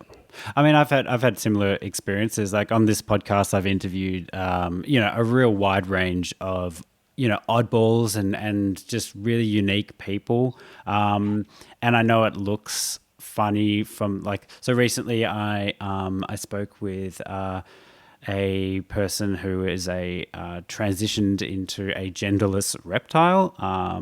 And in the past I've spoken to someone who is an adult baby, and Totally. Part of the allure, part of the reason I got these people on is because I'm just like, it blows my mind, and I kind of, I'm like, I wonder what they're like what their perspective is, what's their thing, and so I get it. I get the bizarre nature, but once the conversation is had and you get their perspective, and you realize these are a lot of the time just really beautiful, misunderstood, or people who have dealt with trauma and stuff, and that's part of the reason I like having those conversations, is because it does challenge my knee-jerk reaction and all that. But yeah, often the comments will be quite insensitive or whatever. And like I said, no, like I get it. it's strange, it's bizarre. But once you've had the chat, once you've seen what you've seen or spent the time understanding, it does change that 100%, which is my aim in having those conversations, to change those. Yeah. And I get it. I've been there as well. You know, I've been where I've laughed at them, and, you know, I've been there. And even now, I mean, sometimes when I listen to Negative 48 stuff, and I'll just go, oh, holy shit, they did not, you know, they did not just say that shit. Like, what the, you know, and of course, you know, there are some things that they still say that I laugh, but I'm not also putting that out on social media and making a big, you know, hoo-ha or whatever. Yeah. And I obviously, I mean, I probably put out less than 10% of what I hear and see and know on social media. But it has got to the point where I guess it's changed a lot of the things that I also put out on social media now, because, you know, having people go, oh, this is going to be another joke now, or something like that. Right. And having the family members read that and then come back to me. And I'm always saying to my, you know, the family members, oh, don't read the comments. Whatever you do, don't read the comments. Just don't read them. Like, you know, because some people are just insensitive, but I guarantee if it was their family member be there and they were in that situation, you know, they would have a different understanding of, you know, what. It's easy to sit there and go, oh, what a bunch of idiots. And, you know, I mean, I've had people literally say, I wish they'd hurry up and just end it, you know, and you did not just say that. These people are human beings. Yeah. Hey, Karma, before I let you go, I would love to, you know, Negative 48 is just one thing that you cover on your Twitter account. You, as we were saying in the start of the conversation, a lot of the QAnon stuff, a lot of the main narratives, a lot of the Watkins and stuff, and I think I've already told you, I got so close to getting Ron on the bloody podcast, like twice. I was like gutted that didn't work out. Ron's kind of MIA at the moment. Oh, right. Okay. Sure. Yeah, that's, well, yeah. I mean, maybe now's not the time to be restoking that attempt. But also, thank you for, like, you know, helping me in some behind the scenes stuff there. But what is the current state of Ron's congressional run? Is there any Failure? Sorry, failure. It's not going to happen, is it? Ron's in big trouble. Like, really? Like what? Yeah. So, he's the amounts of money that he sort of, with the fact that he fundraised, that he fundraised didn't match up, and he had until a given date to fix that. Okay. He did not fix it by that given date.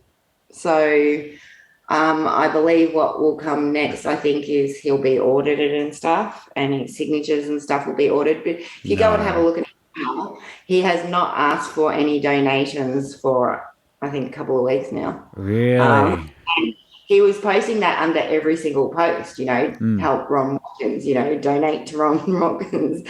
So he hasn't actually done that for a couple of weeks now. So we're just waiting for the information to come out to see, you know, what the actual, that's why I said he's MIA. He's very quiet at the moment. Okay.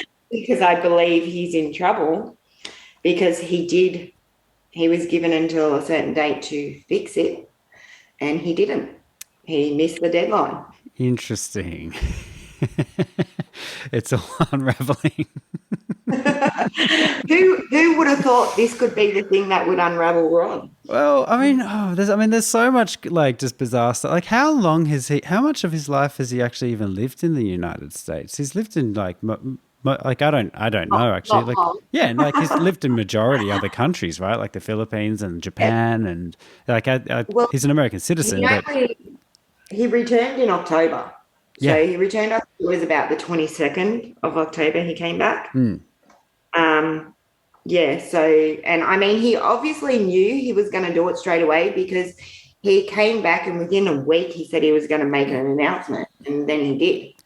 So he obviously knew what he was going to do before he came back, I think. Yeah. But yeah, he hasn't, and I think that's probably the funniest thing. But he's another one who's also, I think he's down off the top of my head. I'm trying to think.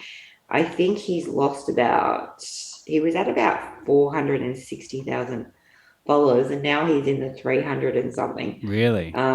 Yeah, he's lost a lot as well since he's been running.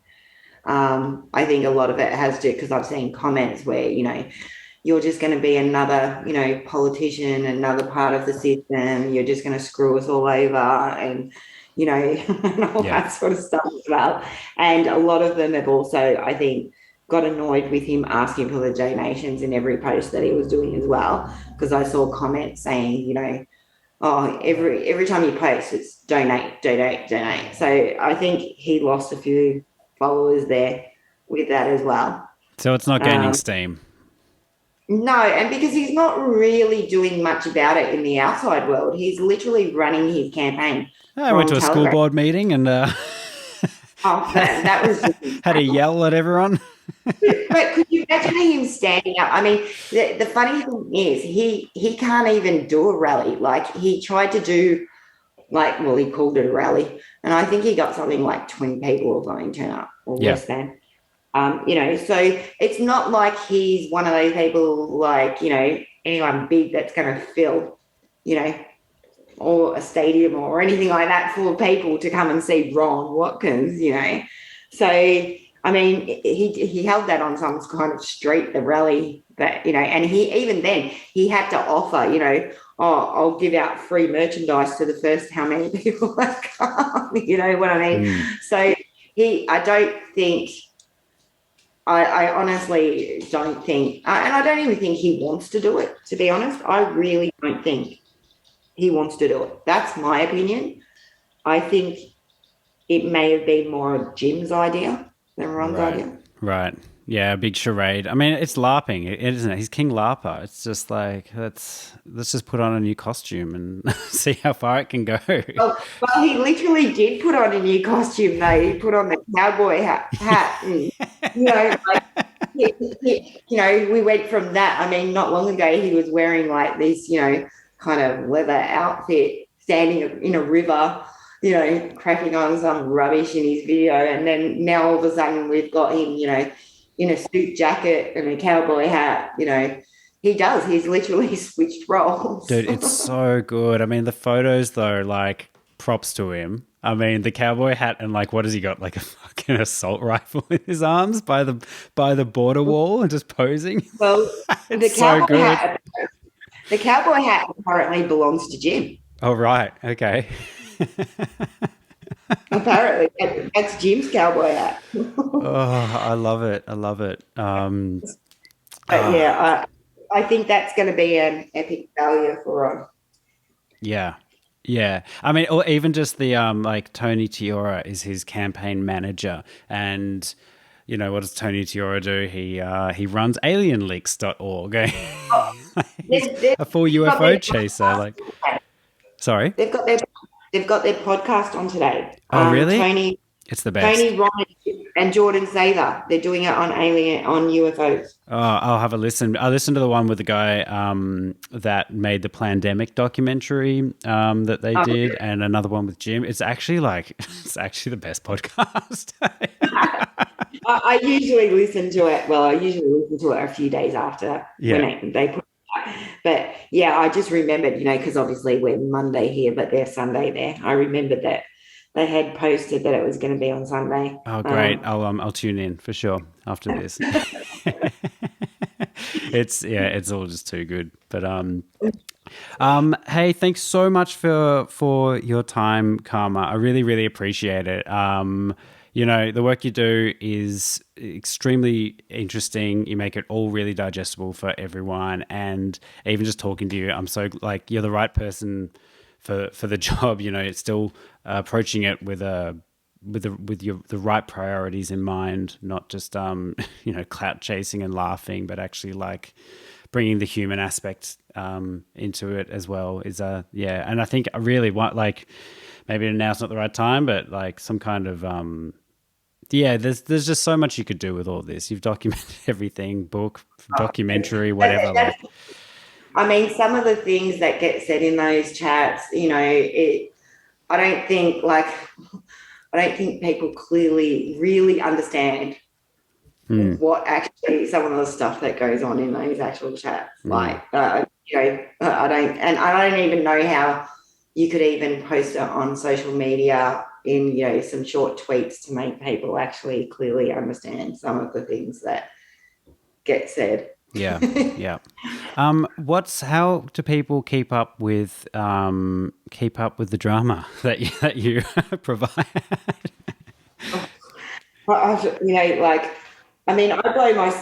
It blows my mind every day. It's something new, it's something different, and something unexpected in that group. And I'm lucky I've got a few good friends that I'm able to talk to about it. So obviously I don't just because it does, I think the main thing that gets to me so much, I can tolerate the chats and, some of the wild things that go on in there and get said in there that I can tolerate. I think, it's the families talking to them that, can get me down and, really get to me, especially when they're, you hear them say to you, they're never coming home, are they?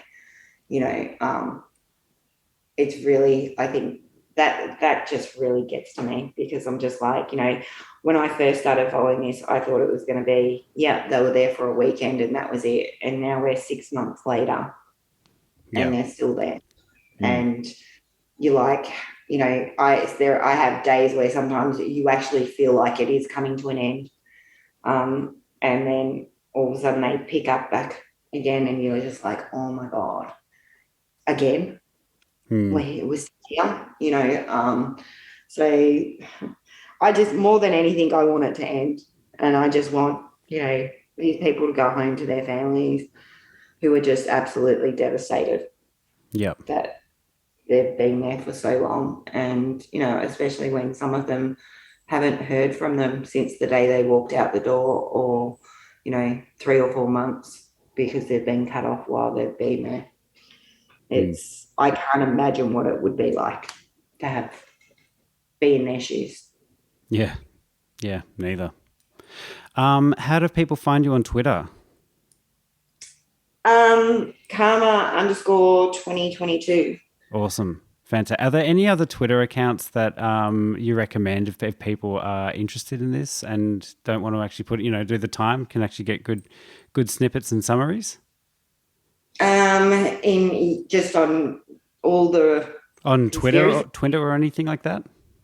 I mean, you're going to make me name off. I can name off a lot of people here right now. Sure.